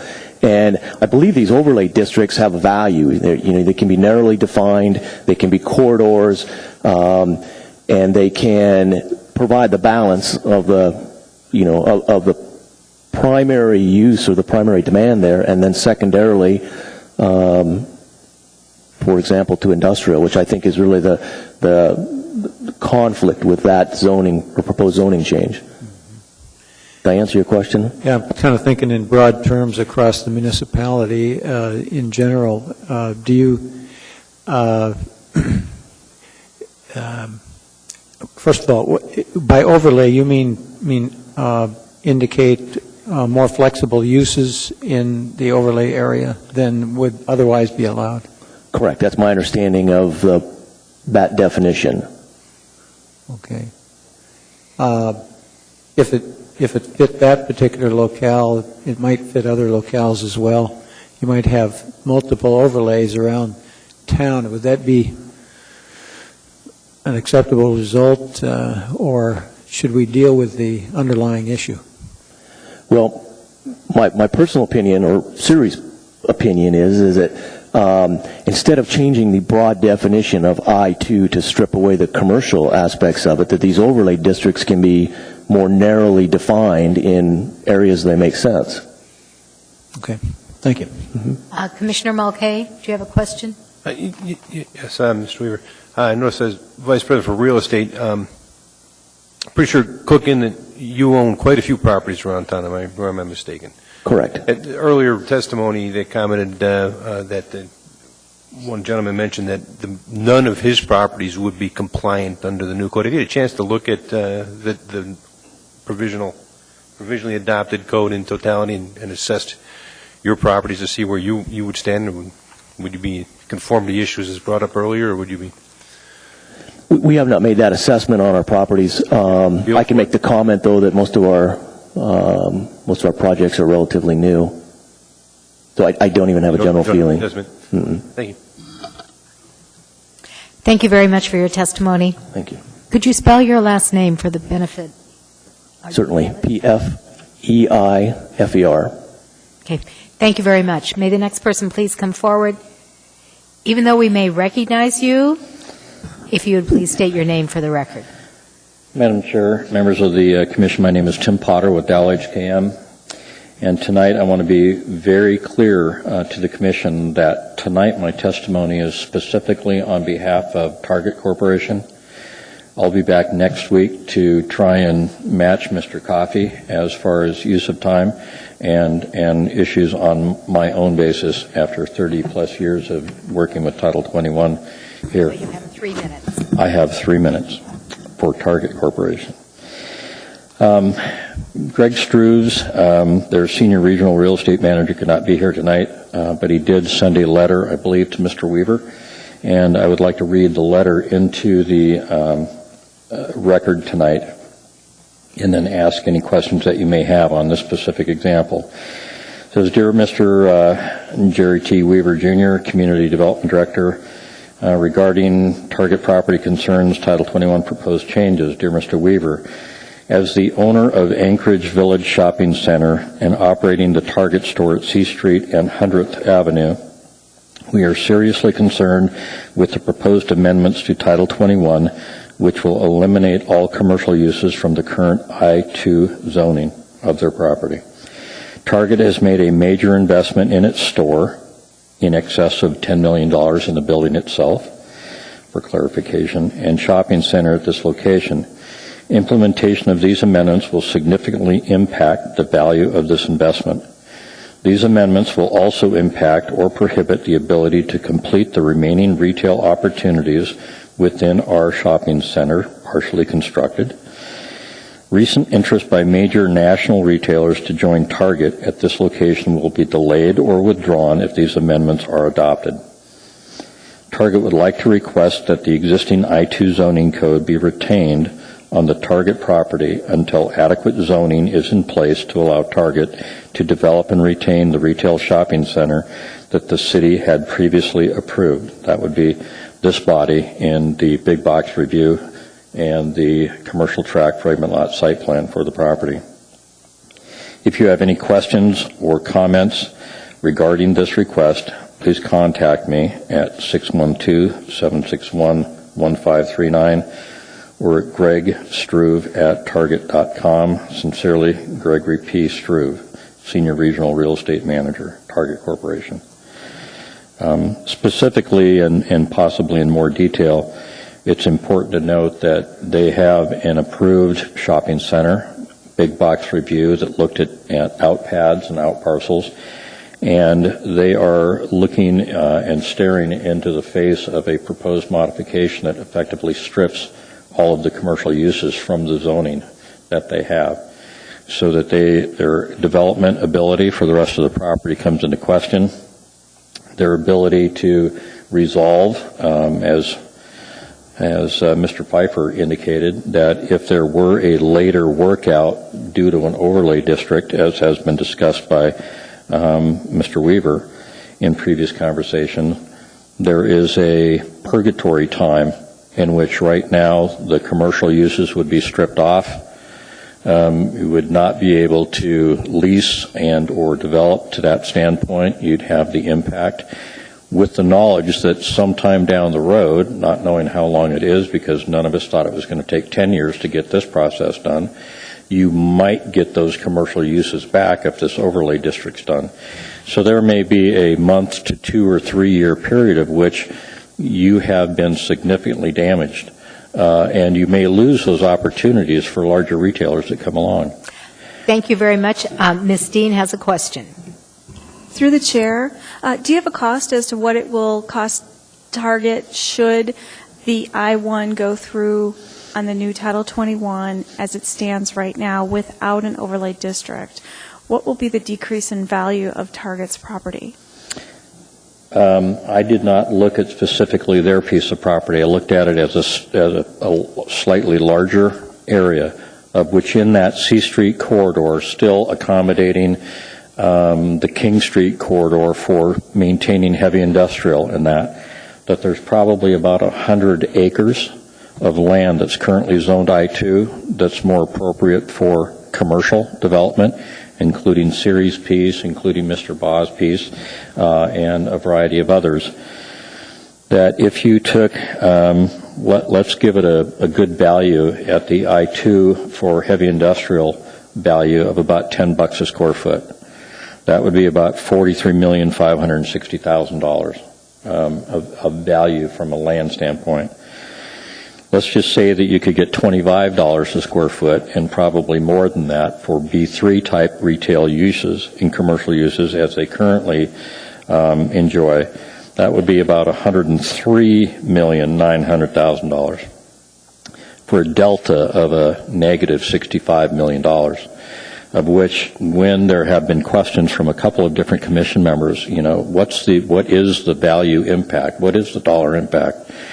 Property taxes, number one. You're getting property taxes on $65 million less, almost $66 million less. The types of uses that will probably go there generate fewer jobs. Some of them may be higher paying jobs, but substantially fewer jobs. The Target store itself employs about 300 to 350 people. So you can see that if you expand that over that acreage, you create a lot of jobs and a lot of income that then rolls through the community, and that dollar value has to be looked at as well. So there could be a significant loss. I haven't put a specific number to it, but we could figure out, and it would not be difficult for the staff or any of us to actually calculate that out, and I'd be happy to bring that back next week when I plan on testifying. All right. Thank you very much, Mr. Potter. Thank you. May we have the next person please come forward? Good evening. My name is Andrew Romerdahl, Romerdal, and I'm here tonight on behalf of the Building Owners and Managers Association, or BOMA Anchorage. For those of you who don't know BOMA Anchorage, we represent about 170 members who collectively represent over 26 million square feet of commercial, office, retail, industrial space. The large majority of that is within the municipality. BOMA Anchorage has a dedicated team of advocacy members and board members who've been working long and hard on this issue, especially as of late. And we both come up with a number of amendments which collectively have been introduced to the board and to the commission, along with Mr. Coffey's and a number of other people. And along with those proposed changes, we've also come up with a number of issues that we see with the proposed rewrite, and I just wanted to go over, we kind of have a top 10 or a hit list that we've put together on problems we see with the rewrite. First and foremost, in general, we believe that no meaningful comprehensive impact analysis of the proposed Title 21 rewrite has been performed that takes into account all chapters of the rewrite and includes at a minimum the increased cost of development, the loss of economic opportunity, and the true cost to the MOA for implementation and operation of the new rewrite. We kind of feel that somewhere down the road, whether it's a year or 5 years or 10 years, there's going to be a look back if this Title 21 rewrite were to be passed as originally submitted. There's going to be an aha moment where they're going to look back and wish that they've kind of done something different, and that's a direct result of this impact analysis not being completed on the forehand. The other on the top 10 list, prescribed user guide is unwritten at the current time and will not be voted on by the Assembly. It creates new standards, district-specific, district location, mixed-use district development, and user-specific. That adds another layer of costly regulations to the cost of new development. Creates new commercial zoning districts that allow significantly fewer uses. A few examples are the NMU district, which permits 67% fewer uses than the current B3 zoning, and the CMU proposed district that allows 31% fewer uses than the current B3 zoning. Significantly decreases the number of uses allowed in the industrial zoning districts, which has been touched on earlier. in the testimony. I-1, for example, 27% fewer uses, including all retail and most commercial uses, which, as previously stated, are the high-value uses for that land. I-2, 45% fewer uses, including most commercial uses. It creates new height limitations, maximum setbacks, height transition areas, and floor area ratios that limit the density of a property, which is also contrary to the 2020 comp plan, resulting in less available development on any given site. Increases private open space requirements for residential zoning districts and creates new private open space requirements for commercial zoning districts, leading to more costly development. Creates new landscaping requirements, reducing building density. Creates prescriptive new design standards that limit architectural integrity and lead to higher construction costs. And finally, in the case of existing buildings, makes most existing buildings non-conforming. So these are kind of the highlights. We've got a number of other issues that we've highlighted with the proposed rewrite. So our recommendation is first to hopefully get all or most of the amendments that we've suggested implemented into this new right, and secondarily, if that's not possible, to likely go back to the original code as enforced previously. Thank you for your testimony. Commissioner Mulcahy has a question. Yes, sir. I think you made the comment that I highlighted earlier about most existing non-conforming. Have you actually done an analysis of We haven't done a formal analysis, but it is pretty widely recognized that due to the, for instance, I have one in here where if you have a grandfathered use building that's vacant for over 12 months, I believe that it becomes non-conforming. I mean, there's a number of these restrictions or prescriptions, rather, that will really advance or accelerate the rate at which these existing, especially older buildings, are coming non-conforming. Yeah, I may have a second question. Were there any aspects or components of the provisionally adopted that the majority of your members did appreciate or were in favor of? There are a few, most to do with the organization, some clarification, some of the tables that they mentioned. Landscaping, as previously noted, is a give and take. There's some, organizationally, there's some benefit to it, but again, there's still some blowback on some of the confusion with some of the particular requirements of the section.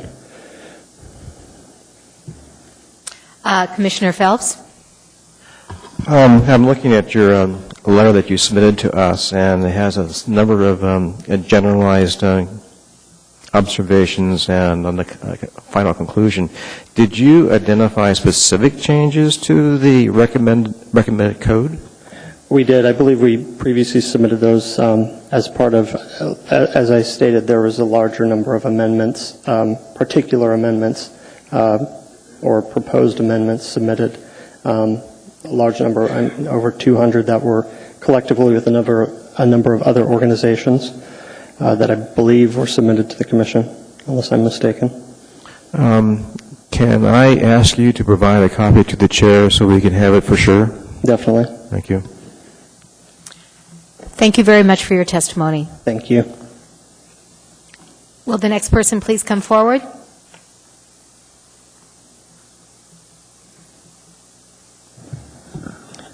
Good evening. My name is John Parrott, P-A-R-R-O-T-T. I'm the manager of the Ted Stevens Anchorage International Airport. Thank you for the opportunity to comment on Title 21. First, I'd like to thank and commend the many authors and contributors to this long and arduous process. This has turned out to be an excellent opportunity for both the airport and the municipality to engage in a dialogue and identify the challenges that each causes the other. I believe it's been an educational experience for some of those involved to learn about many of the constraints that the airport already operates under, including but not limited to multiple FAA regulations. The airport has an obligation to develop its property responsibly to meet the needs of the global aviation industry. That responsible development is not only required by the FAA grant assurances, but is also how the airport serves as an economic engine, not only for Anchorage and Alaska, but on a global scale. How can the eventual development of the airport best be accomplished responsibly to minimize any negative impact to the immediately surrounding communities while continuing to serve as a strong economic engine for the city and state? In an ideal world, the airport and the nearby communities would be separated by a significant distance. That is not the case in Anchorage, so we need to look for other solutions, including appropriate zoning and land use. Although not yet complete, the airport and the municipality are working diligently to develop a mutually acceptable plan to designate acceptable land use and zoning. We believe that this effort can be completed in the near future. The current proposal would change some but not all of the zoning designations on the airport and would not resolve many of the issues that occur on a regular basis. The airport commented in a letter dated 2 March 2012 that a better solution would be to maintain the current designations and the existing Title 21 on the airport while continuing to work toward an airport district zone as recommended by the West Anchorage District Plan. This would require only one set of changes and successfully resolve the issues that we both have. We look forward to continuing to work with the municipality planning section to develop an airport district zone that will serve both of us for many years to come. Thank you for your time, and I'd be happy to answer any questions. Thank you very much. I see no questions in the queue. Thank you, Mr. Thank you. Parrott. Will the next person please come forward?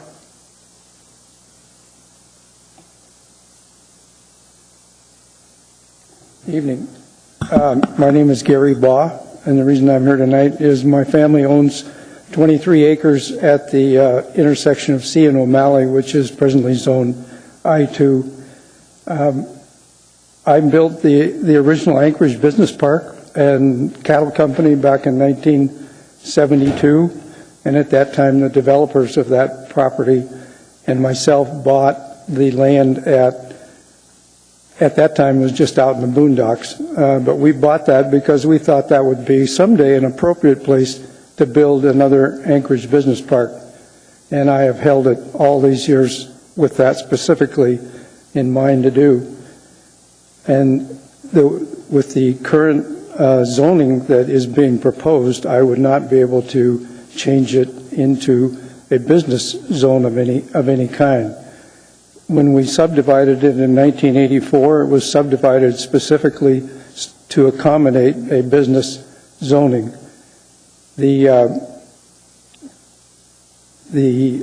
That location, to me, is an entirely appropriate place for the development of Anchorage to have that kind of development. And to answer the earlier question from Mr. Pfeiffer about what's going on that corner, my property is kitty corner from his. The piece that he talked about that does peat development, they're making peat and processing. They also have heavy equipment storage, heavy equipment repair, and a logging operation. And that's what you're going to see for the duration of the life of Anchorage if you use this zoning that's being proposed. So my request is that the broader definition of that's currently being proposed for I-2 be extended to I-1. Or excuse me, the other way around, I-1 to I-2. During the late 80s and late 70s, my company built the great majority of the warehouses that were built in Anchorage. And in those days, we were building half a dozen a year. In the 90s and early 2000s, there were no warehouses getting built. So I really believe, based on that the concept that we need to preserve this land for warehouse space is a flawed concept that's been brought to you by some guy from Oregon that just doesn't know what's going on around here. That's all I have. We have a question. Commissioner Dean. Through the chair, how long have you owned the property and how long has it been zoned I-2? I've owned it since 1973, and as a matter of fact, I did one thing I forgot to mention is I did go back and check, and since 1998, I've paid $846,248.52 in property taxes on that property, and it's always been zoned I-2. Thank you very much, Mr. Baugh, for your testimony. Will the next person please come forward? Is there anyone else who wishes to testify this evening?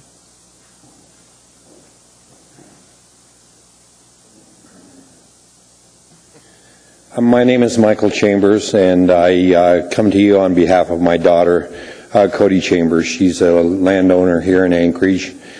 She is our future. She's 21 years old. She bought her first property. At 19 years old, she bought her first house. So I'm representing her here. She couldn't be here because she's at UAA. I just want to speak to the citizen. I really appreciate the academics that are coming here and speaking to you, but I want to speak as a citizen to you. And I want to speak to you that when we formed our country here, our country was formed that only property owners could vote. And now it seems like you're not allowing or having input with property owners to come and vote again on this issue that is going to have substantial financial impact. And Commissioner Wilson, you mentioned something with regard to a priority. I think this should be the highest priority of this body, is to ask for the citizens of this city to have an opportunity to vote whether or not they want to have this ownership on them, because it's going to be financial impact to the citizens here in the community. I stand in direct opposition to Title 21. I stand in direct opposition to the rewrite. I believe that our business is the life, liberty, and pursuit of happiness of individuals. And when you ask these questions, where are these impacting people? They're impacting people on social engineering. And any time in my entire life when I've heard of social engineering, the individual loses. I thank you very much. Just one moment, please. Commissioner Wilson has a question. Thank you for your testimony. What specific impacts can you point to, if any? I don't want to put you on the spot because you're not a developer.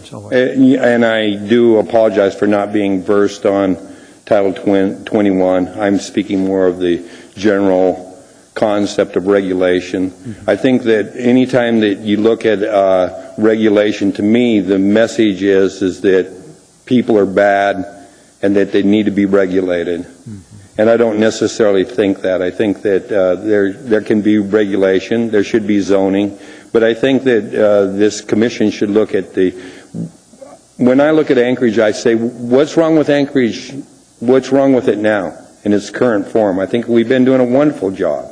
And for us to bring in so much regulation and so many, it's like you're turning the assembly into like a condominium association, that everybody here in Anchorage is going to be involved in this condominium association. There's going to be these tremendous regulations that are going to be brought on, and it comes right down to a financial impact, not only in the businesses, that you're going to be regulating what businesses can be here, but also individuals and how they can function within their own environment.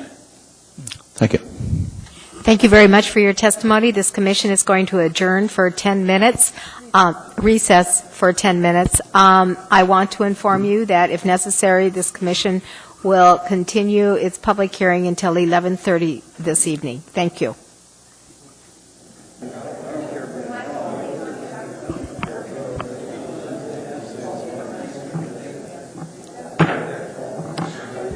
The public hearing on case 2011-104 is reconvened. May I have the first person who would like to give testimony please come forward promptly?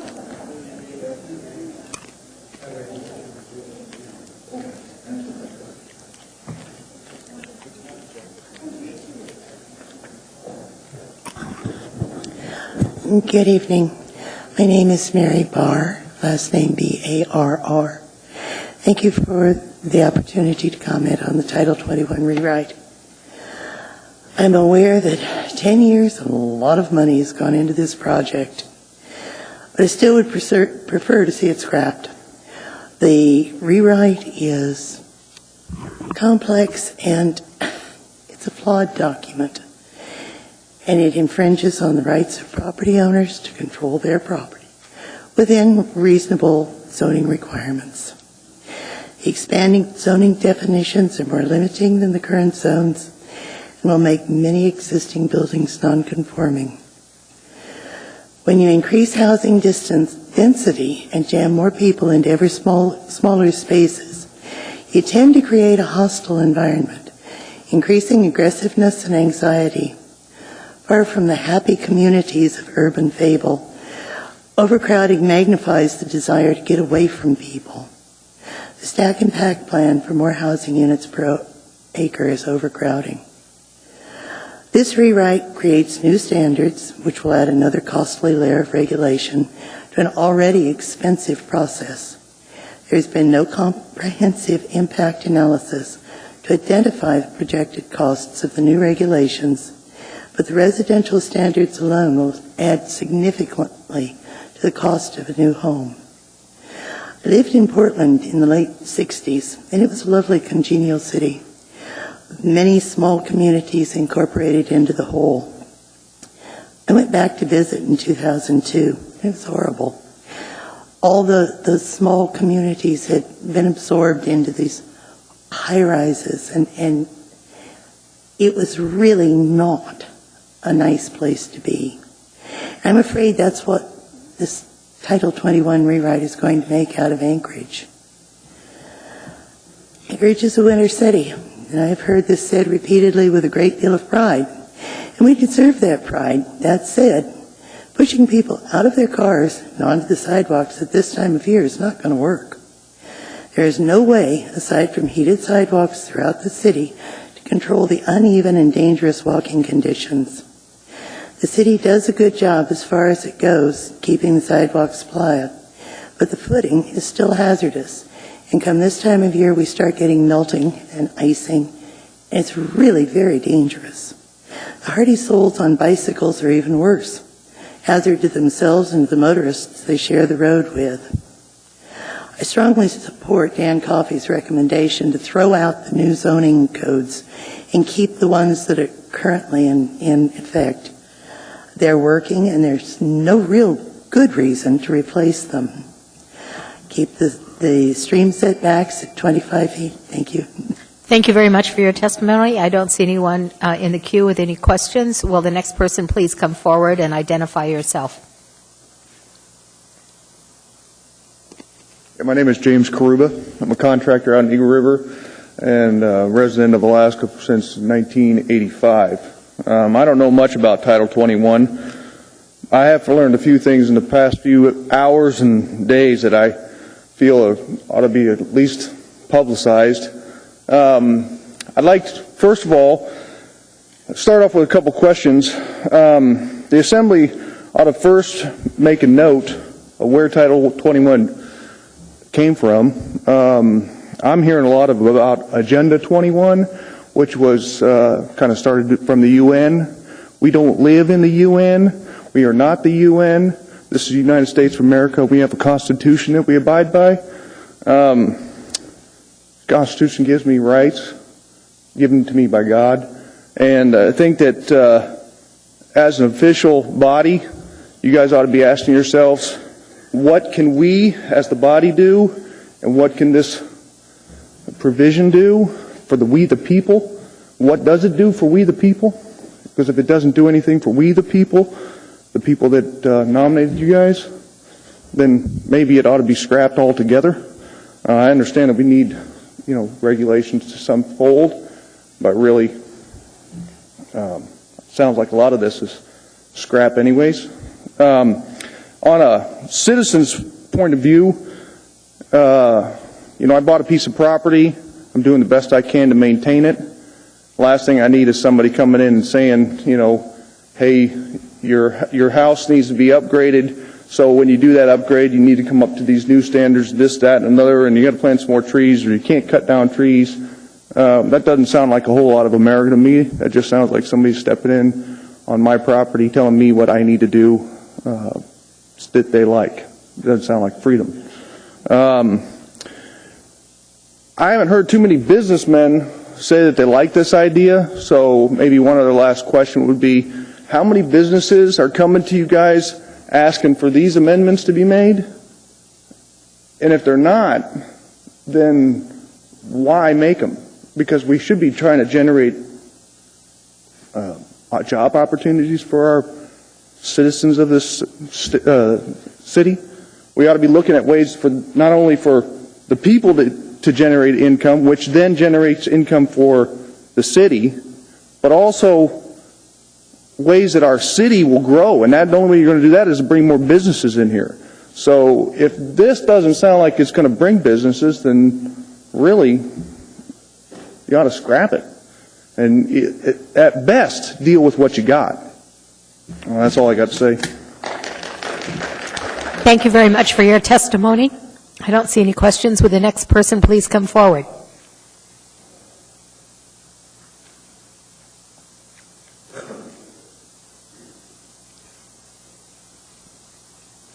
My name is Robert Clift. I'm not a developer or a contractor or an architect or anything of the sort. I'm just a homeowner. What I've seen of this new proposed rewrite shows me it's full of subjective criteria, pie in the sky, utopian ideas, and as you all know, one person's utopia is another person's living hell. So be careful of those. What this does, in my opinion, it is an assault on private property. And as a property owner, I'm dead set against that. When I go down to the Planning Bureau, I don't want to see somebody show me some subjective criteria that they get to decide without the rule of law or any other form. I don't want to see that. I want to know that I'm being treated the same as everybody else. So my suggestion is that you scrap this thing, and right along with it, you should get rid of the 2020 plan, which seems to be driving this nonsense. I can't even believe you'd start suggesting this sort of stuff. People telling you what color your garage doors have to be or how many windows you can have on the street, that's nonsense. That's the property owner's decision. Governments only have two things that they need to do, and that's protect private property and defend individual rights. And Mr. Phillips over here said it's a daunting task to do all of this. Well, it's a daunting task because you're trying to think for all those individual property owners out there. If you let them think for themselves, well, you can go home and have a nice supper tonight, maybe watch a DVD. You know, you don't have to think about that stuff. Thank you. Thank you very much for your testimony. Would you please spell your last name? Yes, please. C-L-I-F-T. Thank you very much. Will the next person please come forward? Is there anyone else who wishes to testify this evening? There are still a lot of people in the audience. You need to come forward, or this hearing will be continued to a week from Monday night. So, is there anyone else who wishes to testify?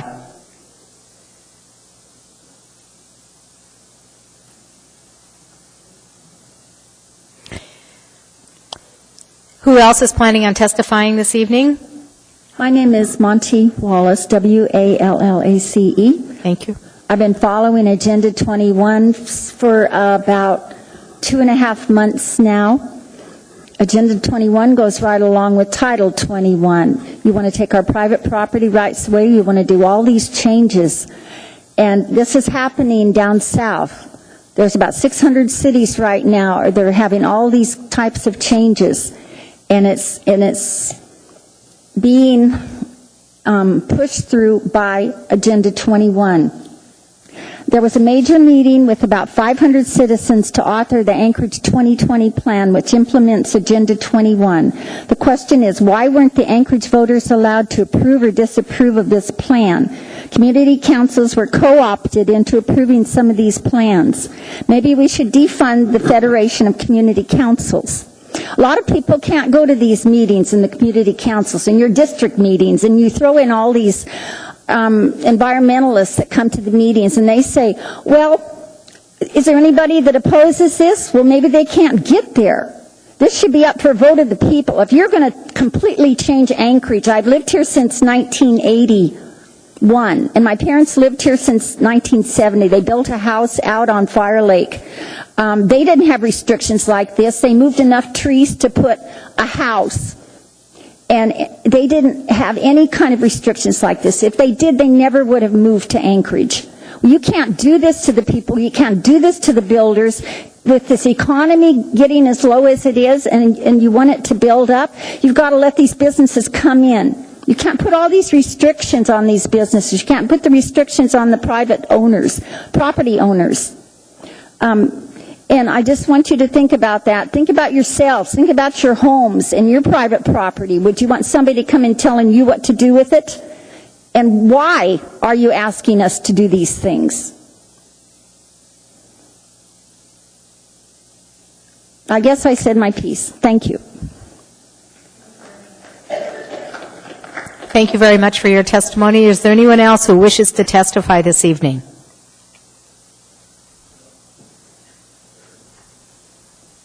Hi, Darrell Lanza. I am Chicago. I haven't even lived here for a year. I came to Alaska. Excuse me, sir. Would you please state your name and spell it for the secretary? My name is Darrell, D-A-R-Y-L. My last name is Lanzon, L-A-N-Z-O-N, and I am Chicago. I have been here for less than a year. I came to Alaska because it's Alaska. I believe in America. I believe in the difference between America and the United Nations, and the fact that in America our Constitution respects and honors my right to life, liberty, and happiness and property as it does all of yours.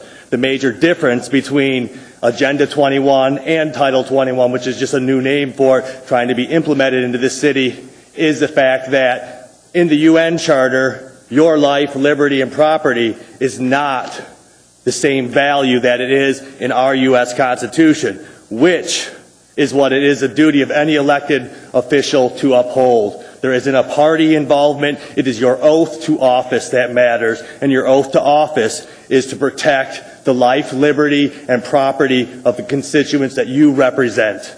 That is what we are all here for, and that's why the concern that you're seeing coming from the public, coming from the business, is because we have fear because of the implementation of something that was created by the United Nations in Rio de Janeiro in 1992.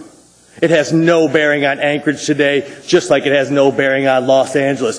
But if you want Anchorage to turn into Burbank, California, you go ahead and continue to process these things that are coming from somewhere else that has nothing to do because some expert thinks that this is the way we should do it.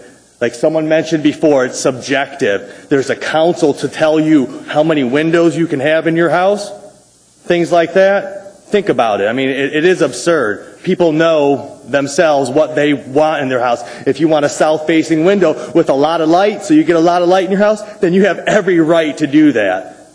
There should be no question about this. I find it actually absurd that a place like Anchorage, I came here for freedom. I left Chicago because of the police state that's down there. And I came to a place that's the last wilderness, and I'm running into this.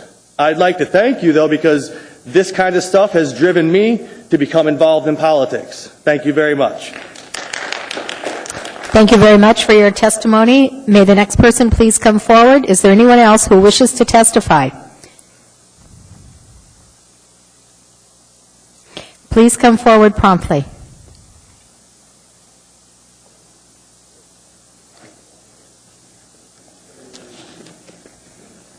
Good evening. My name is Richard Kohler, K-O-L-L-E-R. And I'm probably less than articulate about this issue, but the gentleman before me spoke of the Rio Summit, and where I want to go with this is all of these United Nations events seem to have been focused on carbon and climate change, which suggests to me that all of this Agenda 21, which is a result of the United Nations and a new little organization called ICLEI, I-C-L-E-I, International Council of Local Environmental Initiatives, Well, I'm here to tell you tonight that every question posed or argument made in regard to the accuracy or validity of global warming has been met with fierce resistance by proponents of global warming. But recently, skeptics such as myself have begun to crack the ice in this global warming issue.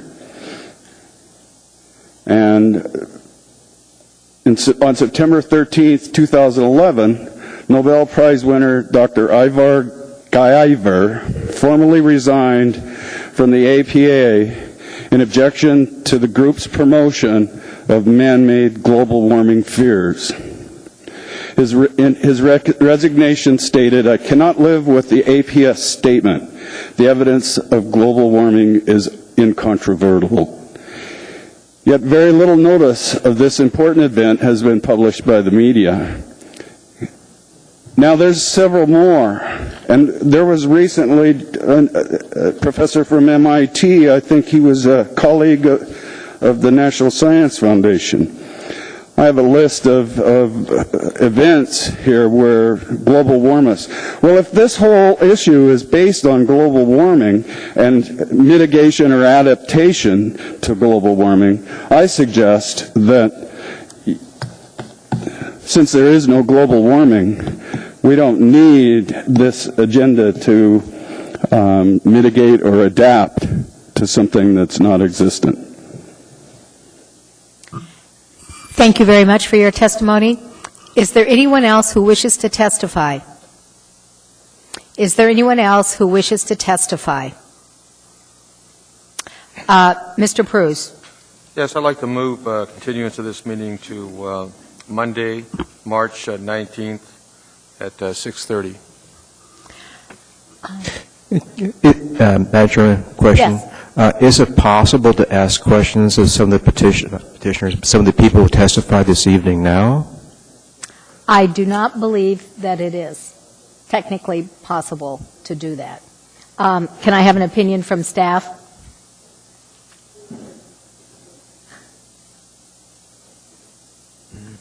Madam Chairman, Mr. Phelps, it seems like you would have done that while they were here. Some of them have left. Well, unfortunately, I had not read the information from Mr. Coffey, and I started reading it during parts of the presentation, and I have some questions, and I would like to be able to ask those questions. Work session. Seconded. I think we have to follow the rules of procedures for the public hearing. Perhaps Mr. Coffey might be available after we close this meeting for additional informal comments to you, Mr. Phelps. There's a second from Mr. Parks. Is there any objection to the continuation of the public hearing to next Monday evening at 6:30 p.m.? Seeing and hearing none, the public hearing is continued. There are no appearance requests. Is there any reports? Is there any further discussion of the Title 21 at this particular point in time? I would entertain a motion for adjournment, moved and seconded by Terry Parks and Dana Pruse. Mr. Barrett, you have a comment. Madam Chairman, yes, quickly for the work session next Monday, Karen Iverson is going to be presenting the housing study, and she would like to hold it in this room because she's going to be using the computer for a PowerPoint presentation. Yes, that's my understanding, and then we will continue with the public hearing in this chamber. Right. Thank you, Madam Yes, Chair. thank you. All right. Any objection? Seeing and hearing none, this meeting is adjourned.